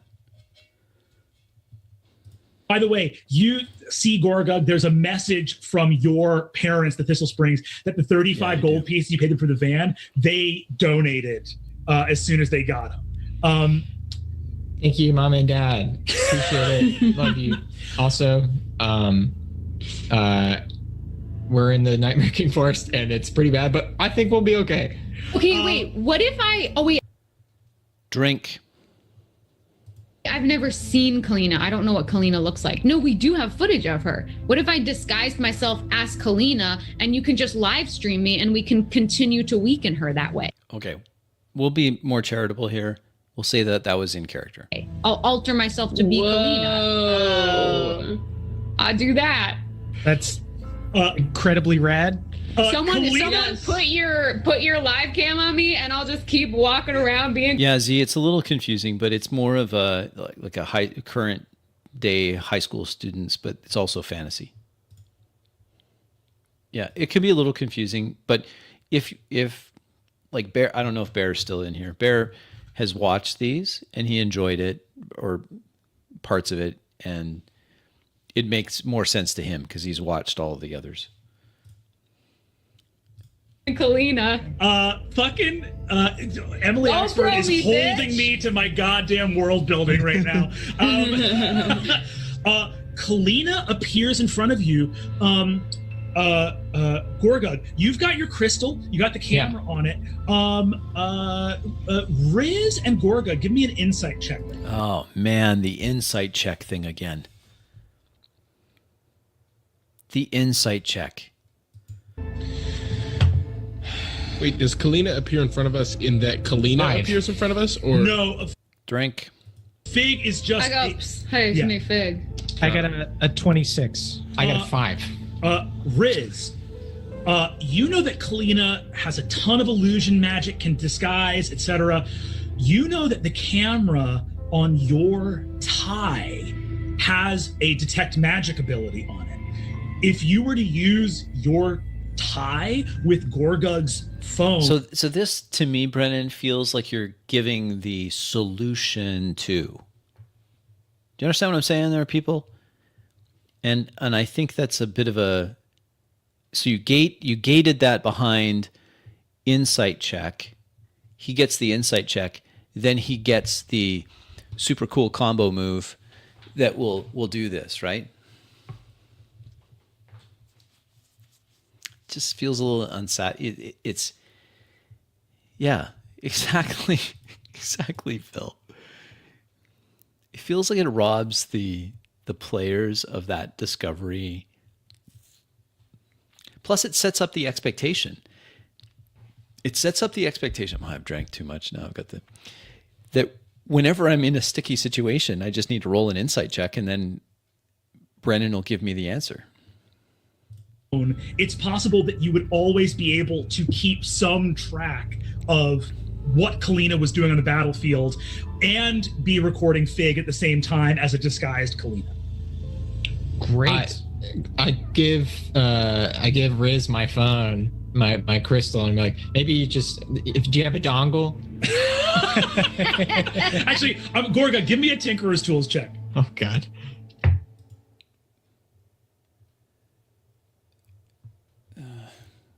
I think that the fact that Zach didn't think of, I'm going to do my Tinkerer's check to do something, tells me that this is pretty common, that they just have to roll the insight and then you give them the answer, the solution. 24. You reach into your backpack, take some old wires out of your backpack, and you just turn your. So the way I handle this, because I'm sure someone's like, well, I need a practical, actionable thing here.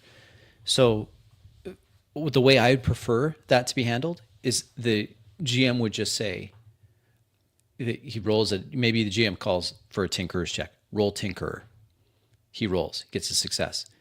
I like it when the GM just says success. And then the player can say, oh, look at this. And he comes up with something and he just invents it. Yeah, that's right, Anders. It's kind of a hint check thing. You see a lot of it.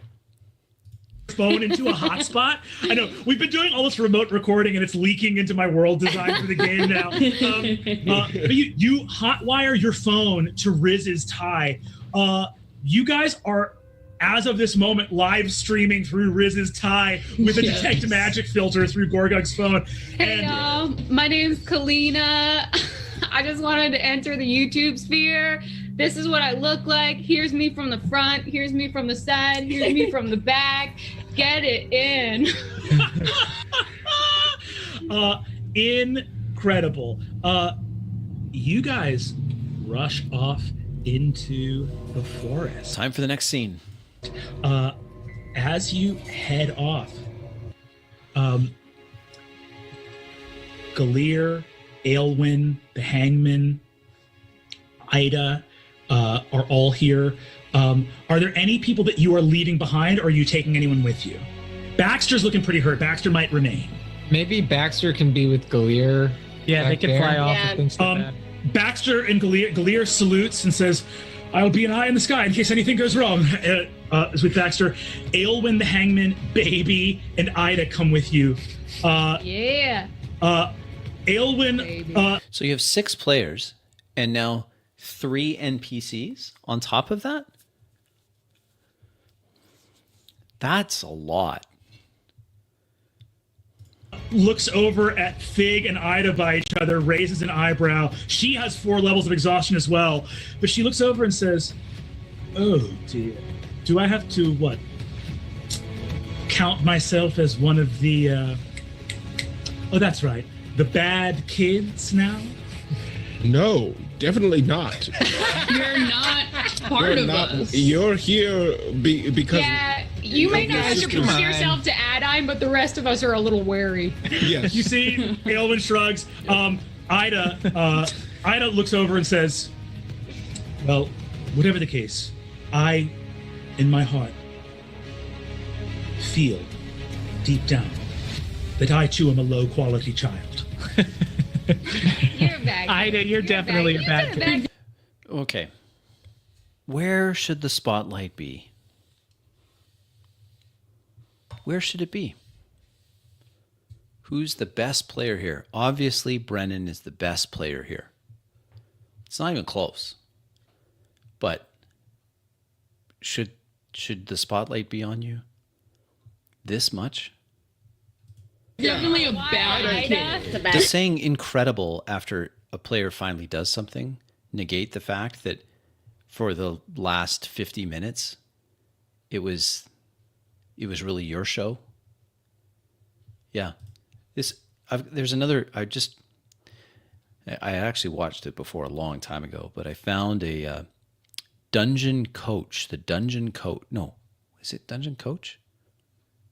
The Dungeon Coach had a game, and he's by far the biggest on the screen. So who's the game about? Is it about your cool story? Is that what the game is about? Or is it about the other participants?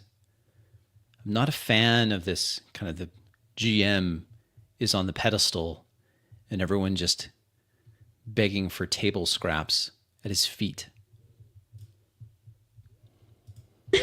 Drown hell. That's pretty bad. Bad has a couple of definitions, I should say. Yeah, Yes. that would be.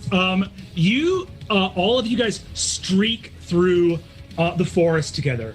The rain. So this is why at your table, the first time you tell your players, I am honored to be your dungeon master. I appreciate the trust you have in me. I promise to be fair. And I promise that I will never, never move your players unless there's an identifiable force in the world doing it. And they'll look at you and they'll nod and they'll say things like, okay, that sounds cool. Yeah, absolutely. And then when the game starts, you will say something and describe a room. You'll describe something, an opening conflict, some major thing happening. And you'll stop talking and there will be silence when you stop talking. Because for years, your players have been trained to wait until you move them. That's what's happening here. You train your players to wait obediently for you to move them. So it's a very difficult habit to break, surprisingly difficult. You say something and you shut up, which is also difficult, but especially for GMs, let me tell you, I know, I get it. I tell my players, I got a player in chat. I got a couple players in chat actually. And I will tell them, like for example, Phil gave me some excellent feedback after one of our games. We were talking about it. He said, you know what, Crispy, listen, your NPC was in too many of our interactions. She was just too present. You guys can go check out the session. You can see me doing this. I watched it. I watched it again, especially after Phil brought it to my attention. And I watched it with an ear for how quickly I was inserting an NPC into every interaction, every scene. And so I committed to the players. I actually say this to players. I'll say, for this session, my goal is to talk less. For this session, my goal is to, yes, it is. It's the session with the little girl, right? And my problem wasn't the little girl. My problem was Evelyn. She was my NPC, and I used her way too much to the detriment of the spotlight being where it should be, which is shared amongst all three of us. We were 3 in the game. I got a player here in the chat from my in-person game. He could tell you before we started play, it was a new campaign, we're starting something new.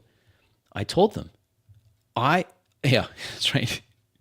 He did. And I'm grateful for it because I don't want to go back to that where players are just waiting for me to do things. But I told my players in my in-person group, I said, guys, here's what I want for me. This is what I'm working on. I'm going to try to talk less so you guys talk more. But it's a hard habit to break. I'm telling you. The first time you try this, when you sit down, yeah, well, absolutely. Absolutely. I'd say, Phil, you kind of moved me here. But we're watching for it because we're retraining ourselves. After years in the hobby, we're retraining this habit. So it's hard. I encourage you to try it. Say to your players, I'm not going to move you, and then watch what happens. It's going to take time before players start to think in the terms of, I do this, I am here, I am acting this. Not acting in the sense of thespian, okay? Not that I should have to preface that. And I don't even care if you're going to be like Brennan here and do more on the acting side. That doesn't bother me at all. Not even a little bit. I just want to hear where you are and what you're doing now. Not what you're going to do, what you're doing now. It comes down in torrents through the leaves. You guys rush forward. You arrive through the woods at the base of the staircase. As you do so, you look all the way up, like about 200 feet up to the top of the staircase. You see at the top of the stairs, Kalina looking down at you. Looking down at Kalina. Looking down at Kalina. Kalina smiles. Yeah. Once you see this in yourself, in your own game, when you watch other games, if you do, not a lot of people like actual plays. Although these guys sold out Madison Square Garden, so maybe I should retract that statement. It becomes so painful. Hi, bitch. Well. Looks like you all came out to play. It's very exciting.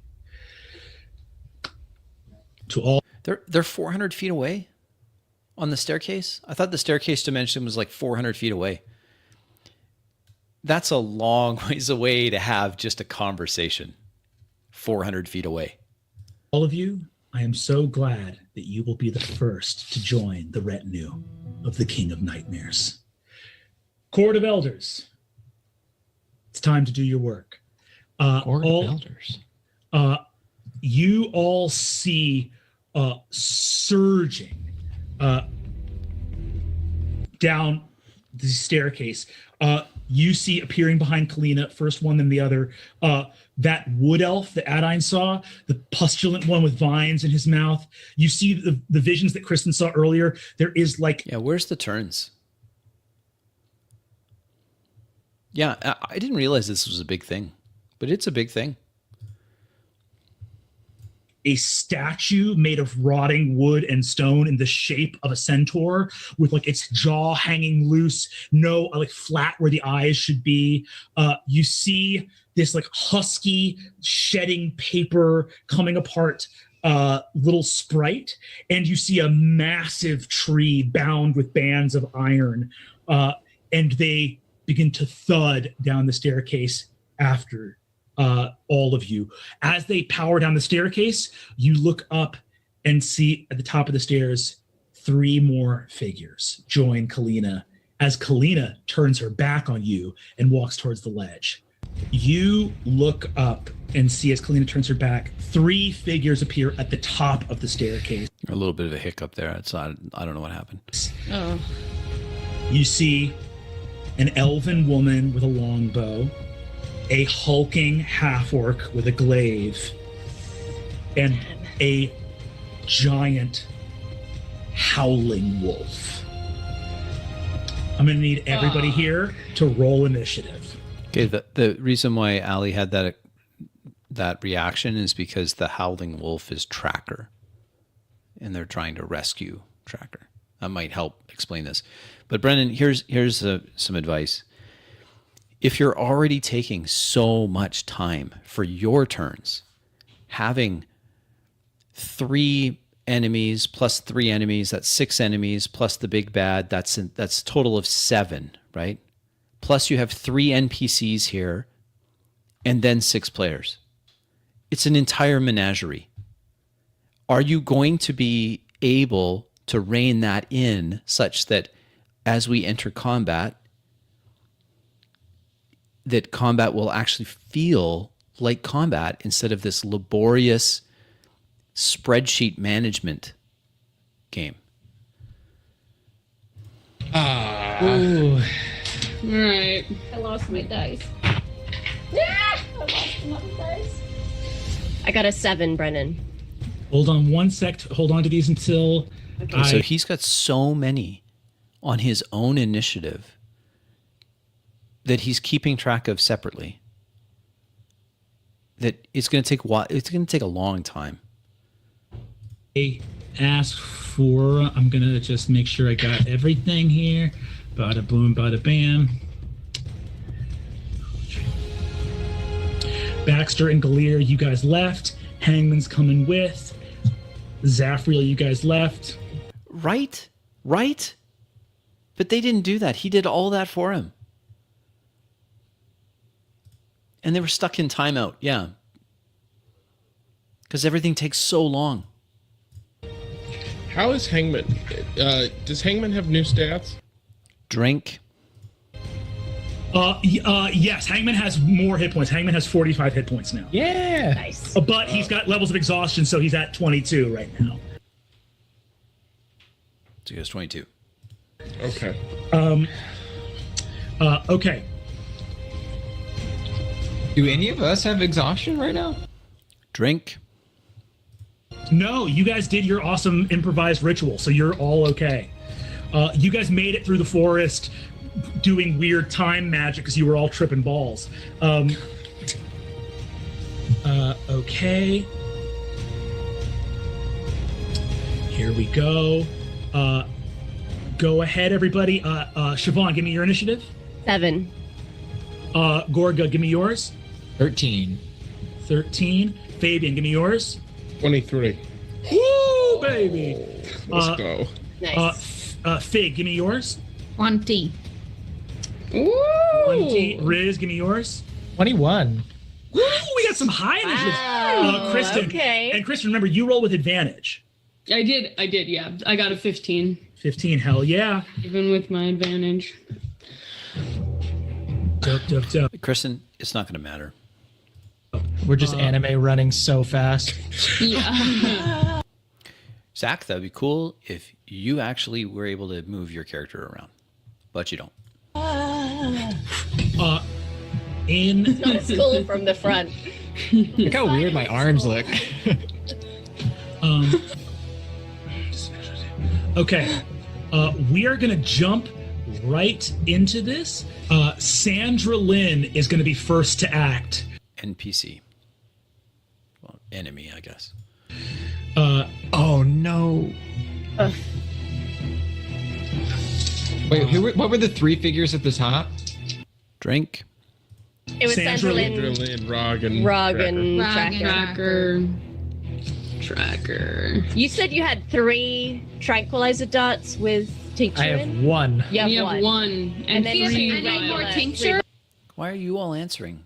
She should have asked that in character to his character. Vials. Yeah, we have 3 tinctures. I have a tincture on me. I have a tincture on me. So we have enough for our friends. Yeah. Okay. But since I'm higher in initiative order, I might try to grab one of those tinctures. I mean, we have to get them to drink it willingly, right? Yes. Oh, really? Yeah, Fig. unless it's right. Let the. Fig, what is your hit point total right now? I think it's How dare actually you. only 39. I haven't been hurt. I mean, I haven't been healed since I got hurt. Gotcha. Okay. Here's a little secret.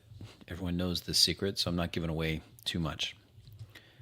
If the GM is starting to ask how many hit points you have right now, I will argue that because I was trying to get through some critical role, and I'm having a hard time with it, folks. I really am.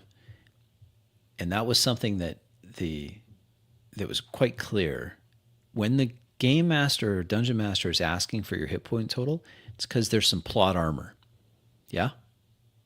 There's absolutely the temptation for fudging there is greater. I don't want to know. Phil had a character die in one of our games. Why? Because I didn't know how much damage he had. But he knew. So he described it. If Brennan's asking Emily how much, it was glorious. It was glorious. The way the game is intended. Plot armor is antithetical to a world that's believable. And that is a hill I will die on. I got hurt. I have the S39 on my thing. You take 16 points of damage as Sandra Lynn puts 2 arrows into you from the top of the 16, thank goodness, because I had asked you how many hit points you had already. stairs. Wouldn't it be anticlimactic if you just got killed right away?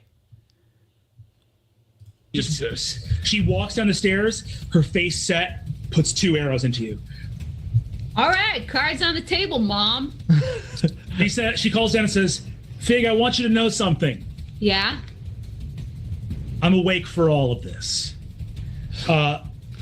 And that is going to be, that's Sandra Lynn. What does that mean? Don't Like trust she's it. not under a spell or something. All right, so that's 1 turn. All right, why then, Mom? You know what? I'll take it as a compliment. My mom is showing me attention, even if it's negative attention. This is better. I love my mother so much.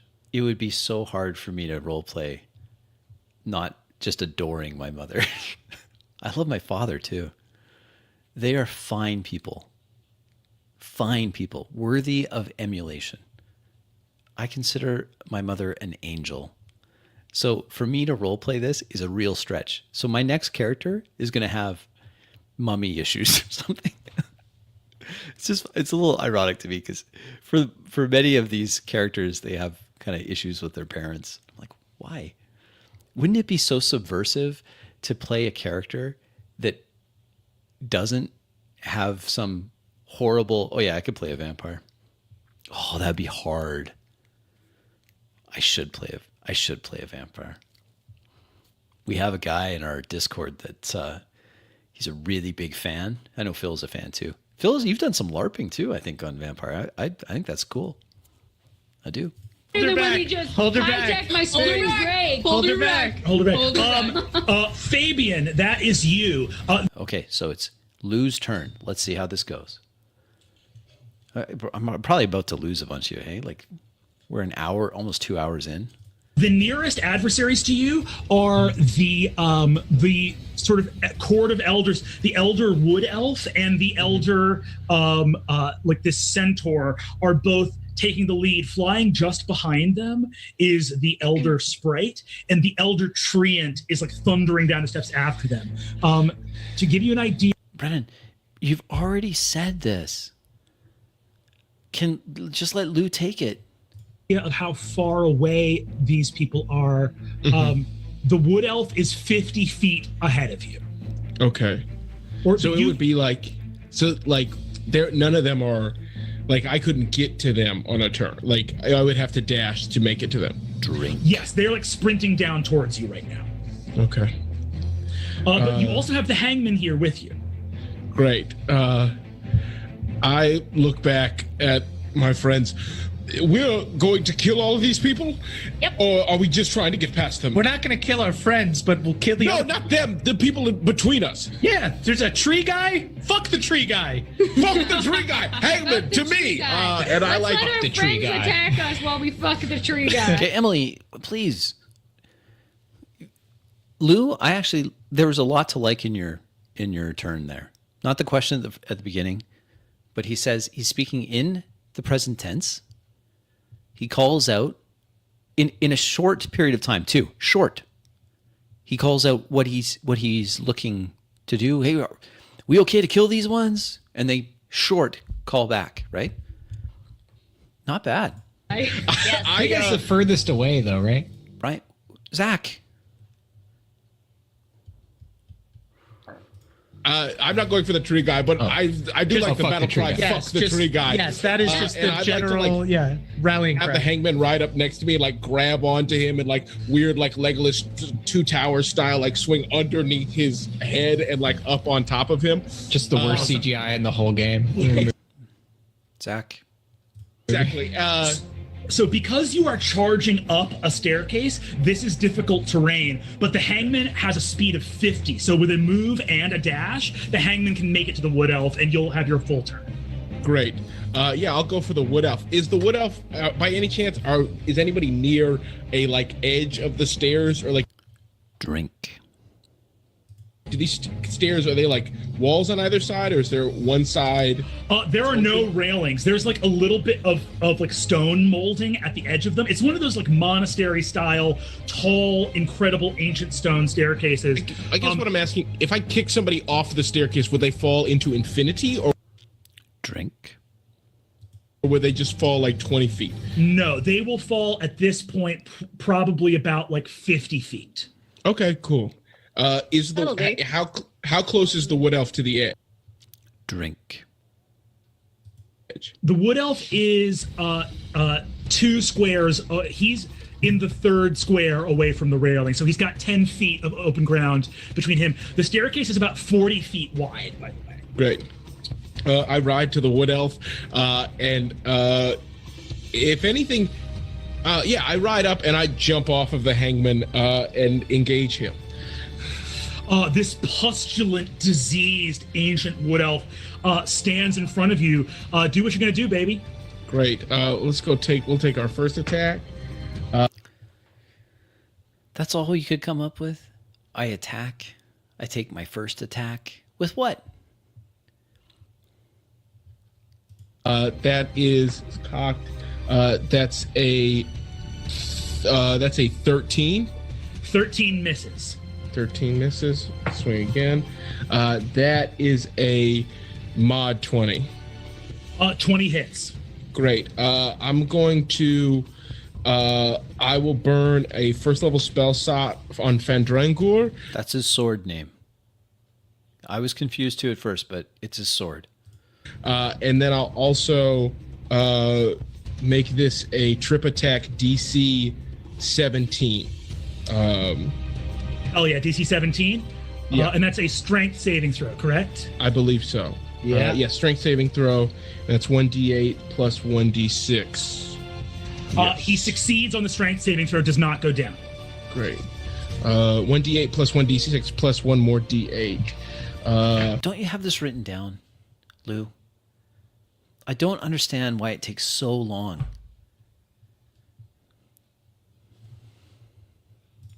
For a total of 8 plus 7, 13 plus 4, 17 plus. Wouldn't it be interesting, just as an experiment, to do average damage after a certain level? Like, oh, we're high level now, so we're going to do average damage.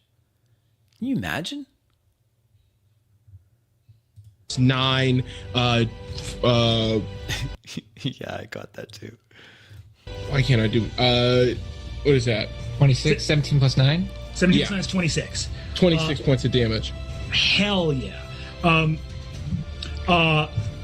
You only hit with one of your 2 attacks this turn, and Fandrangur alights. Dude, Brennan, this is not needed. And it may, in the long run, be counterproductive. If you're going to narrate everything that he just said, every turn is going to be twice as long.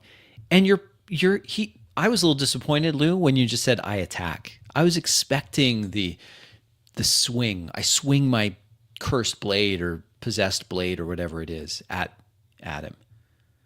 Instead, we just get attack, because why would you say anything more than that if the GM is going to step in and give all of the color commentary? You leap off of the hangman as he goes up, sheet wraps around, you spin. Fandrangur takes this is a hefty amount of damage, and while the wood elf is not on death's door, this is a... Why say that? Gives too much information away. Sizable hit into one of the Spring break, you stupid motherfucker! Hell yes. Awesome. Anything else? it. Any bonus actions that turn, or is that everything? That, I think for me, that'll be everything. Cool. So can we recap? Who did you hit? You hit the wood elf. Emily, were you not paying attention? Oh, and by the way, drink. And The wood elf. Fandrangur, or those are the same people? No, Fandrangur is my blade. Yeah. Oh, okay. I see. Riz Gutgak, baby, that's you. Sweet. Riz, it's going to take off running. This is second player to go, third in initiative order.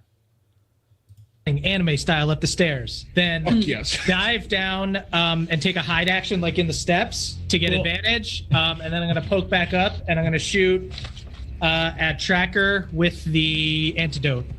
Okay, you may...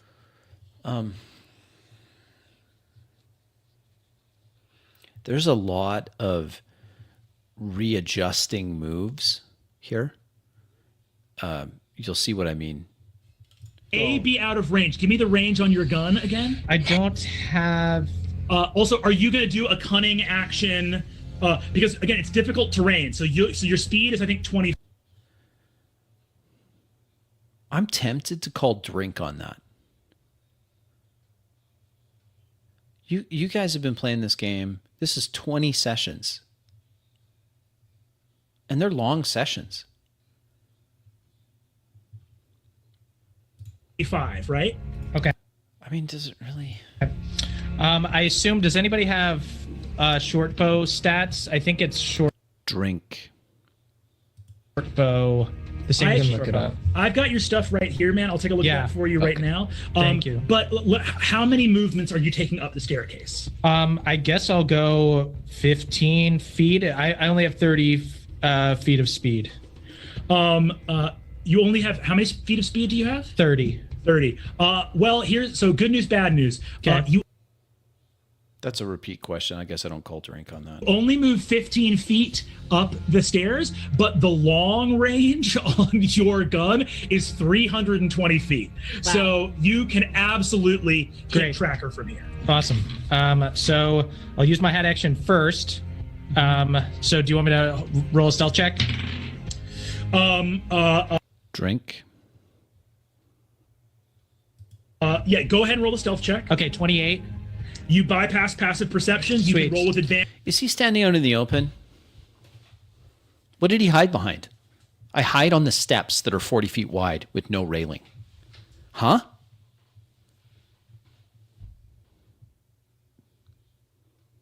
Kill all goblins. So your disadvantage is canceled out because you're in long range for the gun. Oh, we can just wait until you're closer. We only Hasn't this gone long enough? have one dart. Yeah.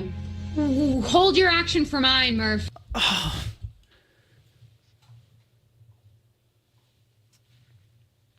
What?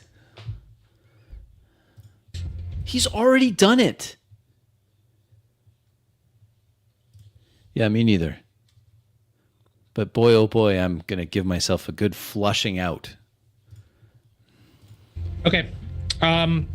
I'll hold for Fig. Okay. What? Brian, what? Emily already has a character to play. Don't let her walk all over you just because she says, hey, you should wait.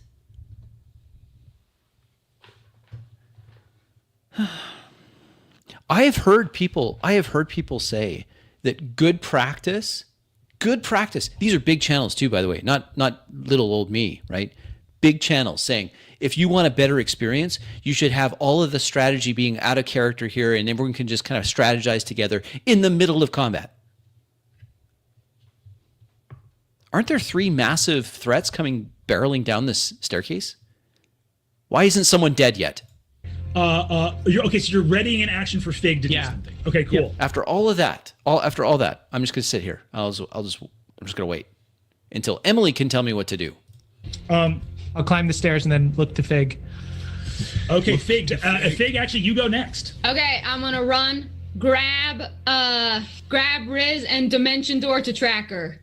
Oh shit. What's the range on Dimension Door again? Drink. 500 feet.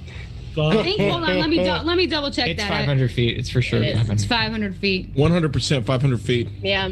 I'll bet my life that it is 500. It says 500 feet. You have cards. Everyone has cards, right? This is high production. You guys have money to spend. Why are we asking? Isn't it all on cards? We can definitely read that. Yeah, can you do that again? Sorry, we didn't. Yeah, absolutely. That sideways blurry card. I Yeah. want to hold up. I Okay, really wanna great. I'm hold caught up. Thank you. Ice Feast? The wrong thing again. The Ice Yeah, that was Feast. Ice Feast. I think you held up Ice Feast. I don't think you held up. Okay, so you're going to use your movement to close with Riz. I'll use part of my movement, and then I'll still have my skateboard, so I can skateboard yes. once I'm Hell up yes. there. So I think I'll let me know what I'm landing in, and I'll let you know if I want to move away. are you going to go to the top landing of the ledge or just on the steps beneath Tracker and Rog? I think I'd like to go to the steps below and then Drink. See, if your players are decided that if you're that's what it was. If you've already trained your players to state where they are, then there's no need for you to say, is it here or there? They say it. I'll take my skateboard to use my dash to try to get to Kalina, I guess, if she's walking away. Okay. We're Is that a problem? I think we're separated now. Yeah, careful running Yeah, off we're by spread yourself. out. Okay, then I won't do that. Good. Let me take it back. I'm just going to take that back then, guys. I'll just take it back. I take it back, and because I take it back, what's going on? Stick around. Okay. Sandra Lynn is 30 feet down the steps from Tracker and Rog, who are still up at the top of the steps. Do you want to be Drink. like how many feet away from Tracker down I the see steps? what you're saying. I want to get in range for Riz, so we can I'll just dimension door us smack dab in the middle between them. Oh, okay, good. Third time's a charm. Perfect. Great. Copy that. You are 15 feet away from Sandra Lynn, Rog, and Tracker in between Tracker and Rog, and Sandra Lynn on the other side of you. Riz, you have a ready to action. Let's even these odds, or put them in our favor, rather. Tracker, get over here. Okay, that's a 17 to hit Tracker. Oh wait. Oh wait. Good. Emily, to the rescue. I'll call. So can I bardic Drink. inspiration? Oh wait, the 17's Yes. gonna hit. And 17 absolutely does hit. Yes. Thank goodness I asked that question, right? Could have wasted my bardic inspiration, right? 100%. Great. Hold on one second. Bada boom, bada bam. 17 absolutely hits. You administer. Hit you. You hit that dart. It goes in. It immediately works. How do they know that? How do they know it immediately works? Just describe the effect, Brennan. Oh, they're married? I didn't know that. And here's the great part. Because you guys is this true?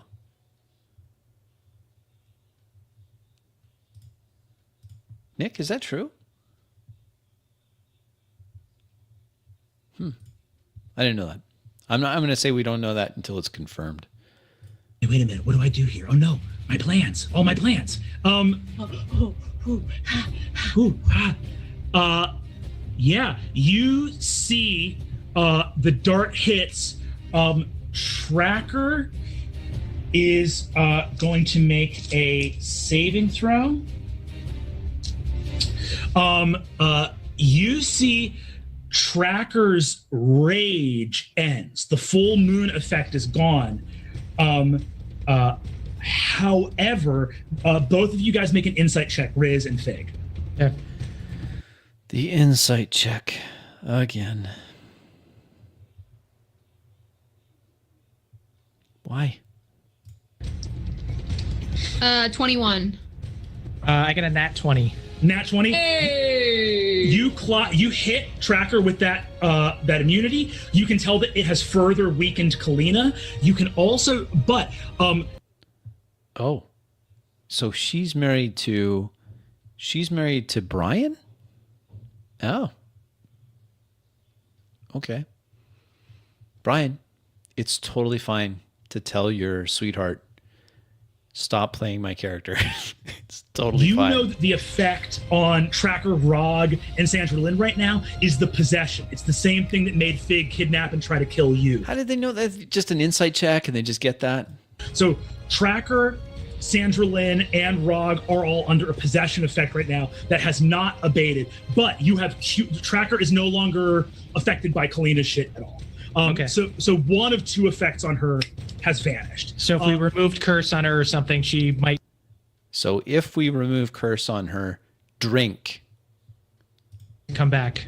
Exactly, 100%. All right, I yelled down to Kristen, we're halfway there. She's still mad. What? 100% work, but it like 50% work. Incredible. Okay. Oh dear. Great. And Fig, you have a bonus action still if you want it. I have a bonus action. I think I'm just going to use my bonus action to give Riz some bardic inspiration. Thank you. Hell yeah. Because I think you're probably going to be administering more stuff. I think I'm going to stay because I know Fig is hurt too. I'm going to stay not hidden on the stairs there. Cool. Copy that. The ball. We're back to back. What is the range on that spell?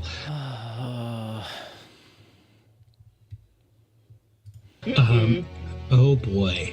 Boo. Boo. Boo. So for those counting, we've had 1 player, 2 player, 3 player go. There's 6 players. We're in round 1.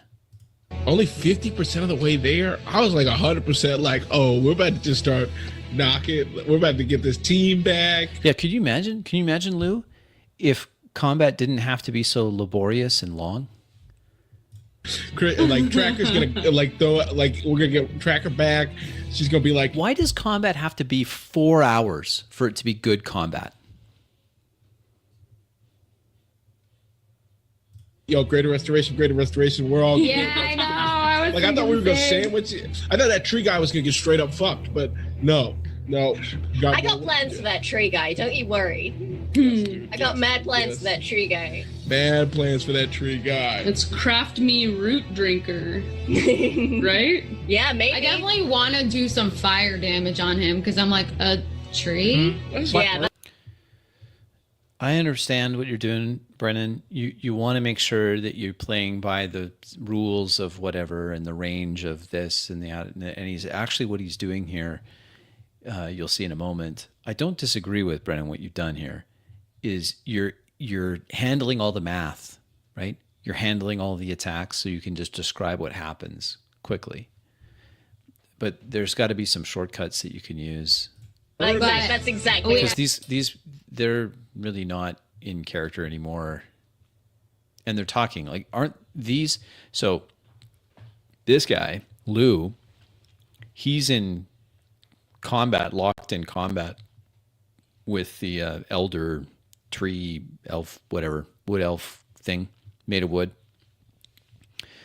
And Brian's character just shot somebody, and she's with him. Right? So they really aren't. It's not a situation. What I'm saying, Brennan, is there's not a situation where they can be strategizing like this. They can't really be doing that. We had to get Riz up there to do. I thought that would. You did the right thing. Allie, when you say craft me root drinker, I forget what the lore of this. He was the druid that formed the Nightmare He's trying to reclaim the forest, I think. Trying to reclaim parts of the forest. I thought that was a bit. I was like trying to remember what bit we did about No, like the name Craft Me Root Drinker. That just sounds like a IPA. Yeah, exactly. Yeah. Or But like if an it is instruction. him, is he bad? Would they also be under a spell? Weren't No, they I think all he good? was like chill. They I like think that wanted to these get are the force zombies. back I think that from these the- guys yeah. are Yeah, that- undead That centaur doesn't have a jaw. or eyes. Right? Yeah, at us. You can save So them. no, You guys see. Sorry, hold on 1 second. 66. 66. Why did he just say 66? Wait, is it if you're casting a spell? Are you casting a spell? Drink. You're gonna say I am casting a spell, but you're gonna like. Spell. You don't want to do that. First of all, you're out of range. Aelwyn. Oh, hell yeah. These aren't enemies. Weakly stumbles up the steps a little bit. She looks up, looks over at Adi, looks at all of you and says, I hate to think about the last time I cast this spell. Hopefully I can redeem myself at least. This is the problem, Brennan, of having 3 NPCs with 6 players. And now the NPCs are involved in combat too. So you're playing a total of 3 plus 3 plus 3 plus the big bad. That's a lot. Toss the spell. A raging cone of cold soars up the steps and blasts the centaur statue and the little husk doll sprite, dealing a bunch of damage to both of them. And that's Aelwyn's turn. Going. I'll see, like, if you're talking less, you could just say that and then handle the rolling when the next person starts their turn. From Aelwyn, that is going to be Rog, who is going to Human dice rollers. charge. As Rog charges down, and you're not hiding, right, Riz? Right. Just like old times. Rog kicking my ass. oh, I smile and nod at him. This feels right. This feels right. Okay. You absolutely hate to see I it. hate to see it, folks. this you hate to see. Rog misses you twice. Hell yeah. You guys fucking killed me. You think I'm a joke? You think I'm just a fucking joke, dude? We didn't kill you, man. You just shit your pants, and it's fine. Pants and We we love kept your you. We're your secret. friend. Yeah. Oh, I guess we did did kill you. We We did terrorize him and couple times. We did became kill his him a worst couple. night. Why are you guys talking? Everyone's talking right now.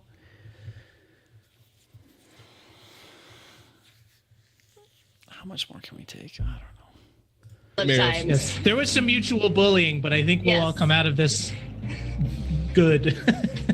We know you're not yourself right now, and everything that you're saying is just a manipulation of this world. Spring break, we believe in you. We Hurrah. forgive you. Spring break, we forgive you. Spring break, I believe in you, Rog. You guys see Tracker bounds down the steps. Some kind of spectral teleportation happens. She actually allows herself to take falling damage to get down the steps fast enough, like teleports out into the air to fall farther. She appears in the knot at the bottom of the staircase, like in between Aelwyn, Adine, and Kristen. And she is going to full on attack Kristen. She is going to. Hey, babe, where have you been? Nat 20 on the claw attack. And then here comes the bite, which is the one you really have to worry about. Oh my god. Yeah, see.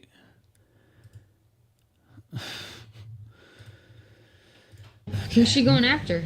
She's going Kristen. after Kristen. She Drink. hits with her claw attack, and she's going to deal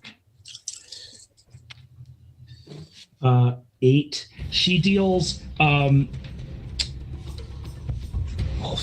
14 damage to you, Kristen. Just going mad. She says, "Why are you worshiping her?" And you can see that she is getting some kind of like input or vision from somewhere beyond, and she deals that damage to you. Poetically enough, Kristen, you are next. How much are you at right now? How much are you at right now? Brennan, why are you asking that? Why are you asking that? Tell the truth. Does she have some plot armor? Drink. 66. Cool. Okay. I say, you're not yourself right now, Tracker. I use my staff to dispel magic. Hell yes. So with dispel magic, oh, that's right. You use the staff of doubt. Hell yes. So what I'm going to need from you, Kristen, is a check here, because you're going to use your primary ability here, using the staff of doubt. You can also expend more charges to do a higher level version of Does she not already know this, Brennan? Does she not already know that? dispel magic if you want. Yeah, I'll do that. Cool. You're going to use 5 charges, so you'll get a +2 on this roll. Thank goodness he just decides how many charges to use. He's going to do all that. Okay. The DC is 15. You have a +7. Okay.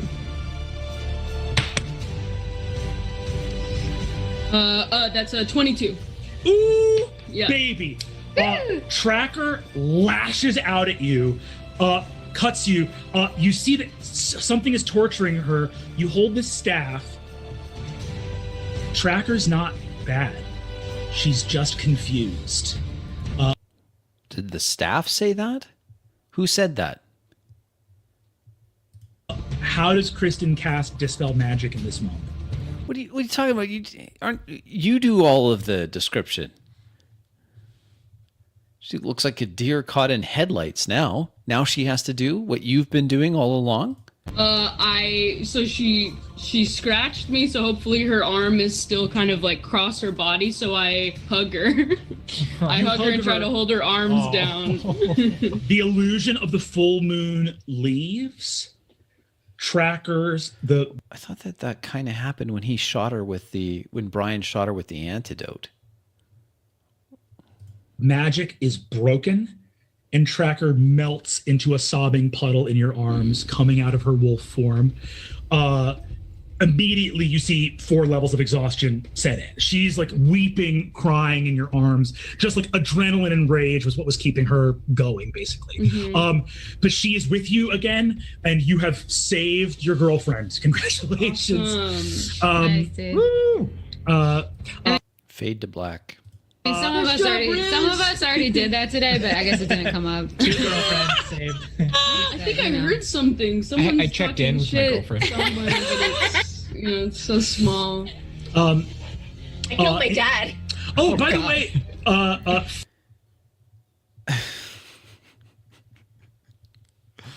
Fig, did you leave Baby in his bindings, or is he acting on your turn?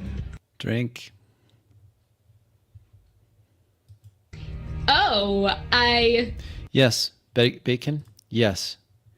Zach hasn't had a turn. Siobhan hasn't had a turn.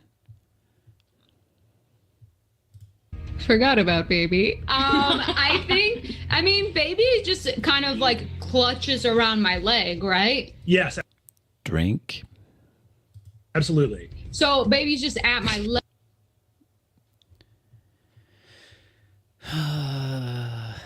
So we have a new NPC. We forgot about this NPC. It's one of the 3. Name's Baby. I think I'm gonna make him go invisible and send him after Kalina. Okay, he is happy to do that. He invisibly flies up onto the platform ahead of you. Yes, of course, the baby is latched to your leg. Incredible. Of course. I think he was probably like attached to my leg this whole time. Of course, yeah. Incredible. You guys see, so Kristen, that is your turn. Any movement that turn? Don't coddle your players. If she didn't say she moved, she didn't move. Yeah, start heading up the stairs towards everybody. I guess. What is Tracker up to? Does she need to like sit and? Tracker will hustle with you as you move. Why not just say you look down, or your girlfriend is injured? I thought she was exhausted and up the steps. Are you still flying? It only What are you asking, Lou? works for one turn. Oh, Zach asked it. Zach, But I can we have cast to it have on a my- talk, my friend. Yeah, it looks like this is an unfortunate pause. I'm sure she's going to open her eyes in a second. It just looks like she's meditating. Myself again as See, a bonus she's with it. That's just an unfortunate pause. action. So yeah, I'll do that. I'll cast another Steps of the Brave. Okay, you cast Steps of the Brave, which Tracker can also cast. So you ignore difficult terrain because you're flying. You begin to shoot up 1, 2, 3, 4, 5, 6. Yeah, you go 30 feet up with a bonus action as the ribbon twirls around you. Tracker looks up, weeping, very badly, like traumatized, clearly, but just goes, "Wow, that's hot. What's going on? I'm out of the loop."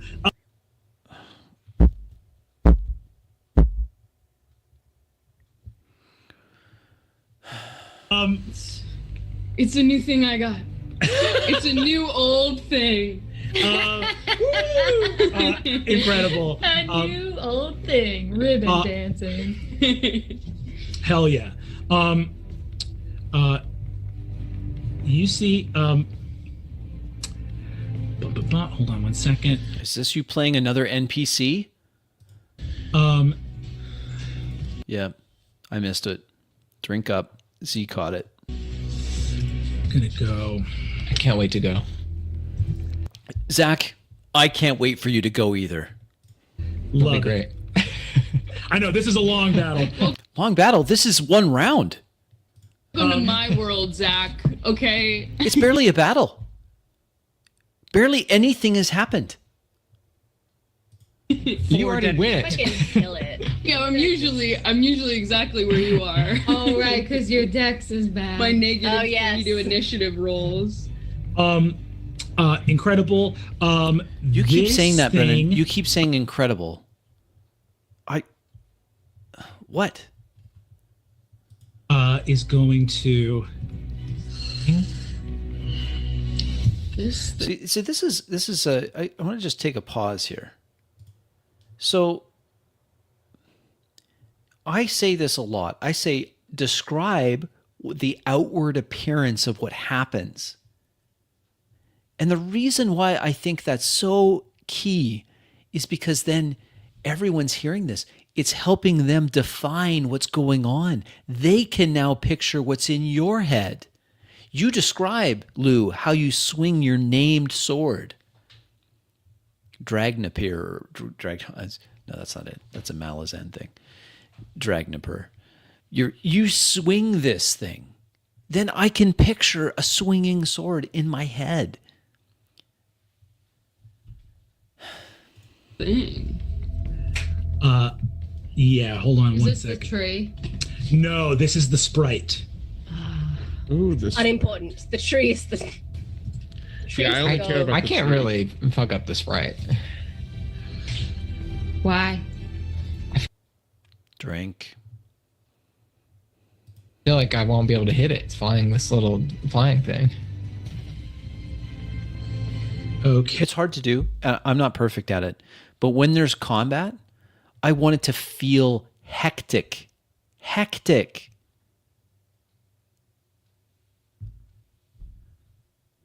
I know it's a turn-based game. I understand that. I understand it can't be real time. But boy, what a great aspiration that is. Okay. This thing is going to shoot down and Just describe what it does, Brennan. Not what it's going to do. Just describe what it does.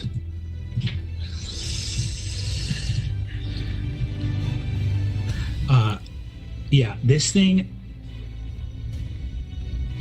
is going to fly down to Kristen.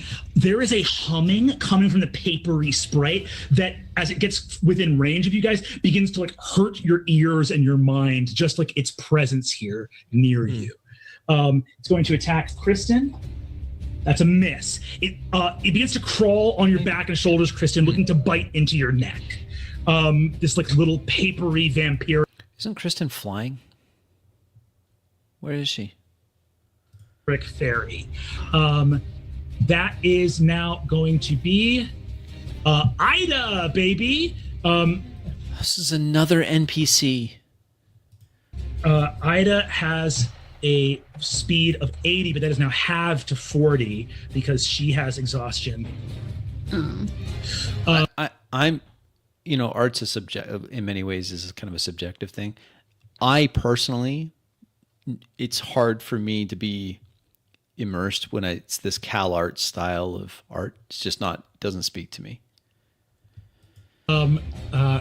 She is. Ida, you can't carry me, can you? She looks at you and says, "Why wouldn't I be able to carry you?" It just seems like I thought you She might can have carry something your else you axe. wanted. She can carry Yeah. you. Ida is going to fly 1, 2, 3, 4, 5. Gorga, she picks you We still have 2 more people to take their turn. up and begins to fly up with you. She forgoes casting a spell. It's the same encounter. It's the same round. It's still the first round. And gets you she begins to she gets you like 40 feet up, Hell yeah. and begins to carry you up the side of the side of the staircase. Woo. That is going to be Gorga, that's your turn. You're being carried right now. Hell yeah. Okay. How am I close to the elders? Drink. Yes, you're equidistant. Ida could drop you on the sprite, the centaur, or the wood elf right now. Gosh, I guess I'll just drop down on the sprite. I was wrong. And I'm gonna take reckless attacks on the sprite as I fall down and frenzy. Hell yeah, baby! Take your attacks. Okay, first attack. The sprite's on my neck, right? Be careful. Does a 29 hit? Second attack, 26. Third attack. God damn. Yeah, that all hits. Third attack, another 26. So, Nice. That'll do it. Yeah, I agree. It can't be real time, but as close as we can get it, and still be in turns, and still, everyone gets. Hot day. It's a hot day. Hell Sun's yeah. out. so that would be War of attrition. 3d12. 10 and an 8 and an 11. Plus 8, 16, 24. 29 plus 24. 10, 8, 11, 29 plus 24. Is that what you said? Yeah, that makes sense. So that's 53 points of damage. Jesus Christ. This that you wail into this thing. And as you do so, it goes like tons of husks and skin, like it's shedding its skin over and over again, litter the steps under the rain. This thing is on death's door after 3 attacks, almost completely gone. Get out of here, you paper lantern.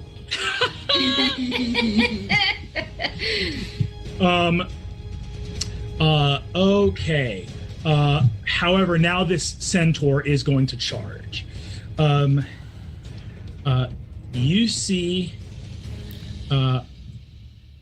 Okay, who sees? All of them see this? Because there's no way Zach sees this. He's falling from the air. I don't mind it. He's falling from the air. He's doing this frenzied attack with his big old axe that's so heavy that only he and someone else can. Yeah, here's a spoiler alert. Malice Bad 1. The only time that I watch this real time is when I do this for you people. There's no way I could do this more than once at normal speed. But he's doing this. Like, he's doing these 3 attacks with his heavy axe. How does he see? So when you say you, Brennan, I think it's better instead to say specifically. Or just say without saying you at all. This centaur, I'm going to need a Constitution save, a DC 15 Constitution saving throw from both Adine and Gorgug. Ooh. DC 13? 15 or 13? 15. 15.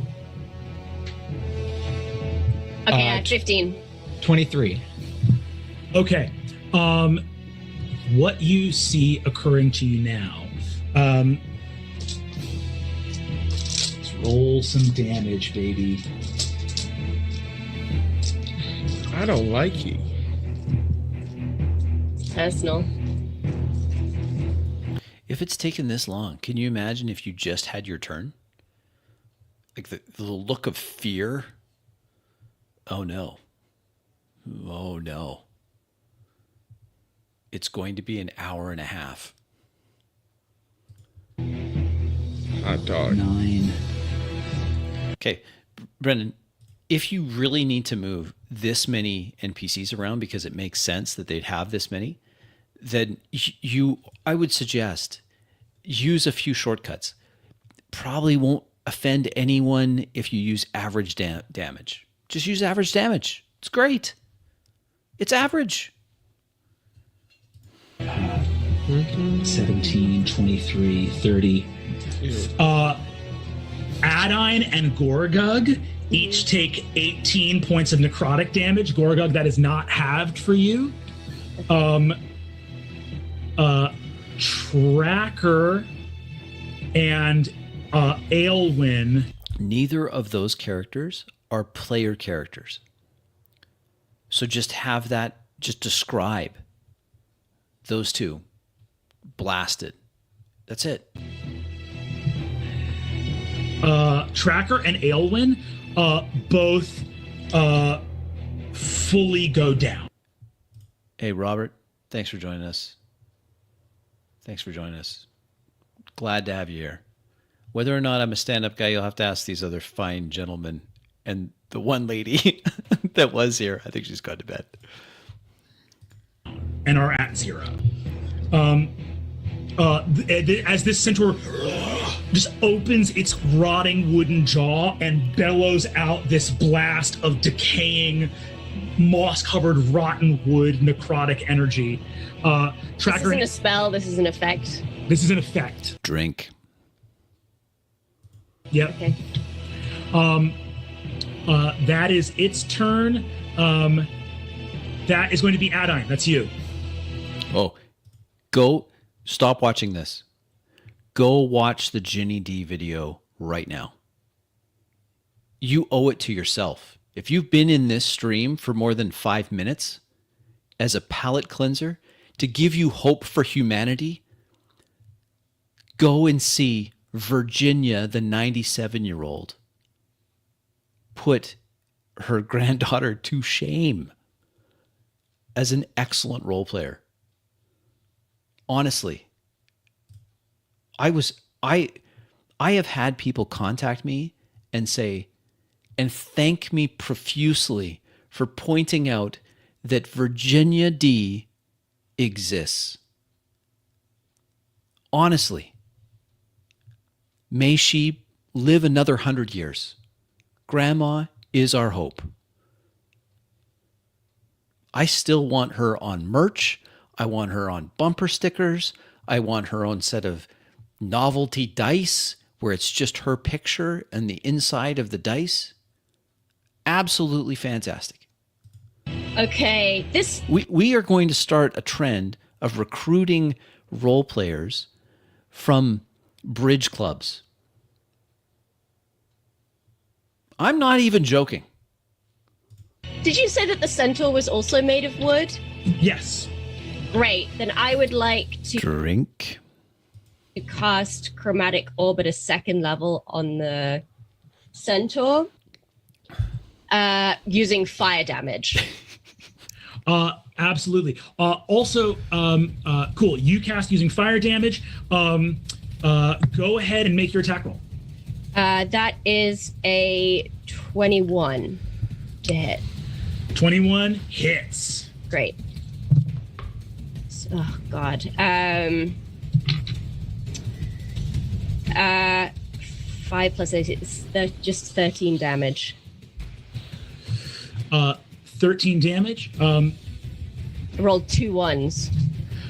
No worries. You deal 13 points of damage. And that's fire damage again. Fire damage.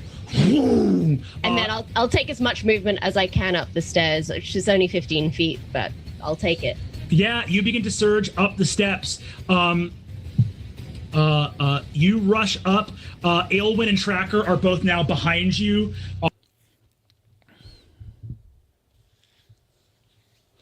Unconscious on the ground. That is going to be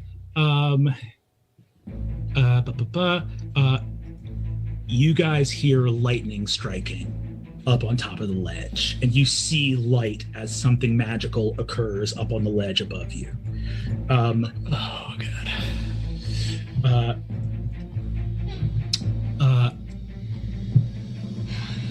Yeah, I think we got to get up there. Even Yeah. if it means splitting up. This thundering massive treant boom, boom, boom, heads down, and it's going to take some swings at Fabian. Bring it on.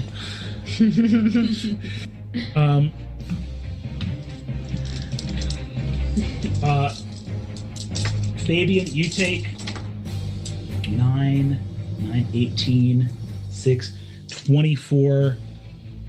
You take 36 points of damage as this thing wails you twice. Boom, boom. What's Fabian at right now? 50. Why are you asking him what his hit points are at? There's some shenanigans. I detect shenanigans.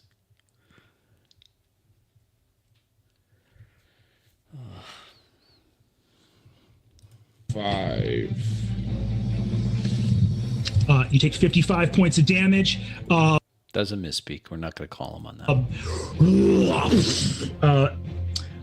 And that is going to be the Wood Elf's turn.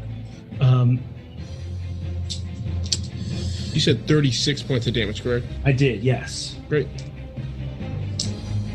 That's a miss on Fabian. Hell yes. Riposte. Hell yeah, go for it. The Wood Elf misses you twice. I think I can only riposte once. 21 to hit. 21 hits. Great.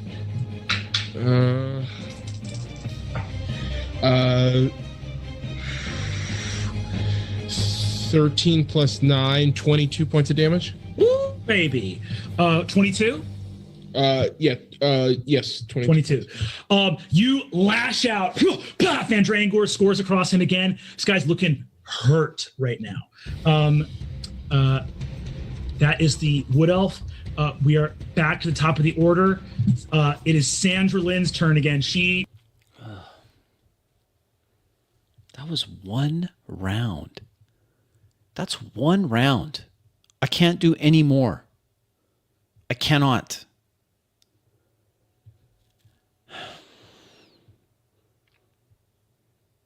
There's something. Again, we've had some fans of this. If this is your cup of tea, great. Cheers to you.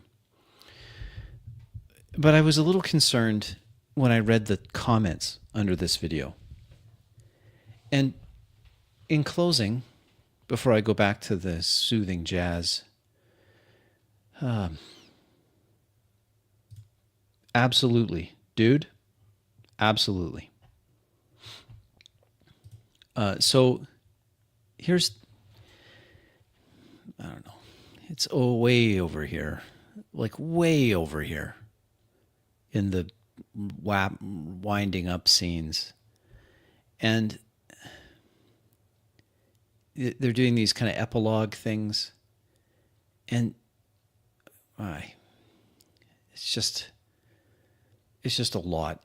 And one of the comments, can I get to the comment? I want to show you this comment.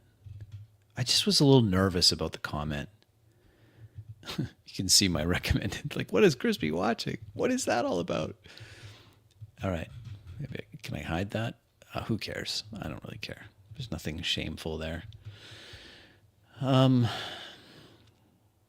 There was this comment here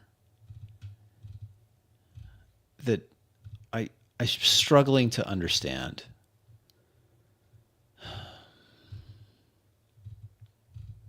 Can I even find it? I sometimes read the comments. I know it's YouTube comments. I sometimes read these comments, and what I'm doing is I'm trying to see, the people really like this, or is there some criticism here? Like people like, I really didn't like this part, or I didn't like that part, or what have you.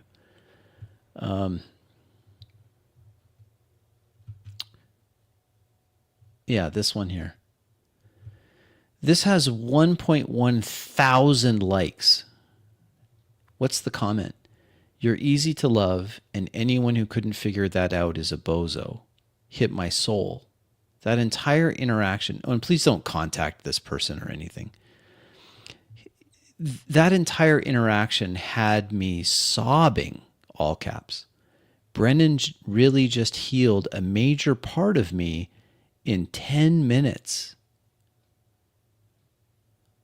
What are we talking about?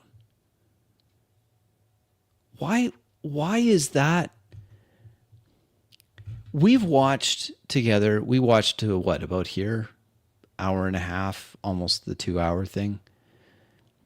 And I just don't understand how people identify so strongly with this, that they would be sobbing.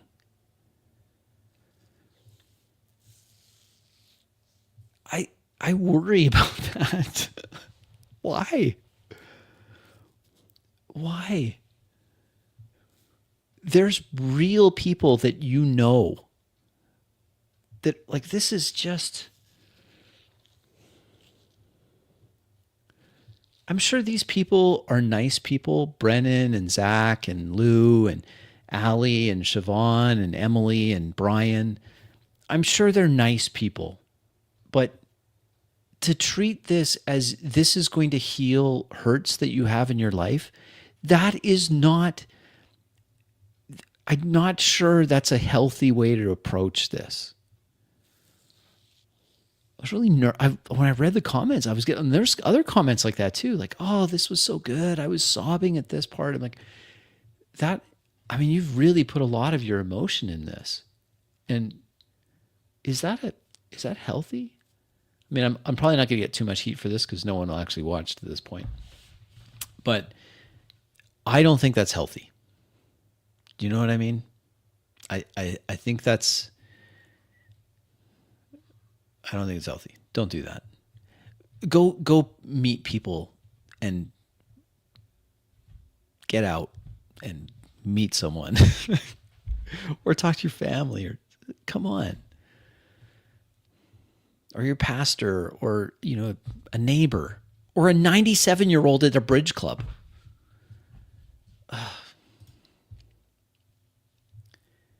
I have to say, this felt like work. This was a long one, gentlemen and ladies. Lady. It was a long one, and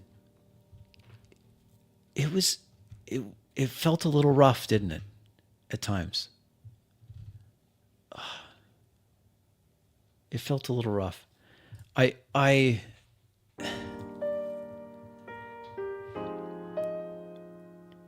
think there's some things that Brennan does very well. So let's recap. Brennan, your voice stuff, top notch, right? You're very emotive. You got a lot of emotion. You can quickly switch between NPCs that are speaking differently, different accents. You know, that's admirable. It is. But you're hogging the limelight by taking so much time, by role-playing everyone. It's a little too much. It's a lot. It's a lot too much. I think that I certainly appreciate you putting this one up, that I don't have to pay to see it, because I'm not going to pay to see these. And I'm not buying tickets at Madison Square Garden. I'm glad that you're successful. I don't I'm not a hater in the sense that I hate that people are successful. I'm not. I'm happy that you're successful. I think that your games would stand to improve if your players take a lot more of the ownership over what's going on, and they're not just waiting to hear all the cool things that you describe them doing. It does feel a lot like this, Dice. Dice is a gentleman, by the way. Go follow Dice Tales. Do it now. And he has experience with solo games, and I appreciate that he does talk about solo games. It's feels like this is a little bit like a solo game. Yeah, these are, I mean, they have talents, but it's a group exercise. It's not just us begging for a little bit of scrap of time here and there as players. Or please, Mr. DM, move me around. Tell me what I'm doing.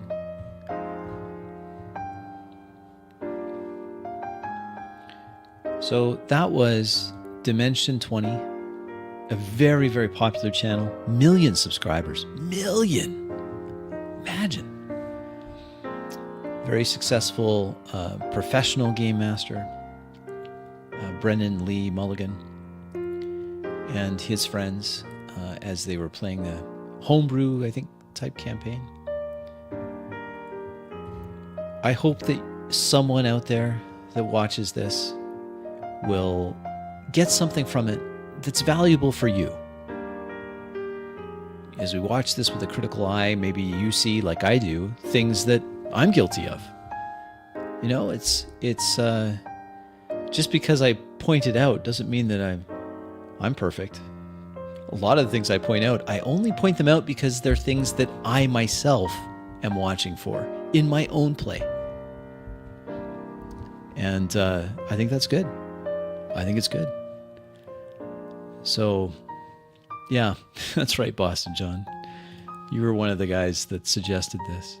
And I'm glad you did, because a lot of people watch this. A lot do.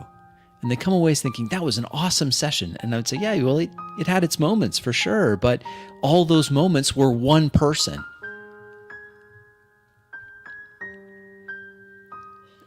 Some will be mad that I've criticized the uber successful, ultra talented Brennan.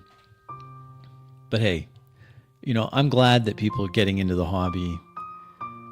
I mean, maybe he's a perfect gateway drug for people to start in on this. And then maybe down the road in a year or two, they'll find this video, dust it off, and say, hey, oh, yeah, maybe I'm not right to just copy exactly what these guys are doing. Maybe I should be a little more critical of it. My name is Table Runner Crispy. It's been a pleasure to spend these last 3 hours with you. I look forward to doing these with you. I enjoy the comments. Thank you for spending this Thursday evening, and I wish you all the very best. I hope that you will get more out of your games, and I hope you play a lot of games. Until next time, signing off. Have a great evening.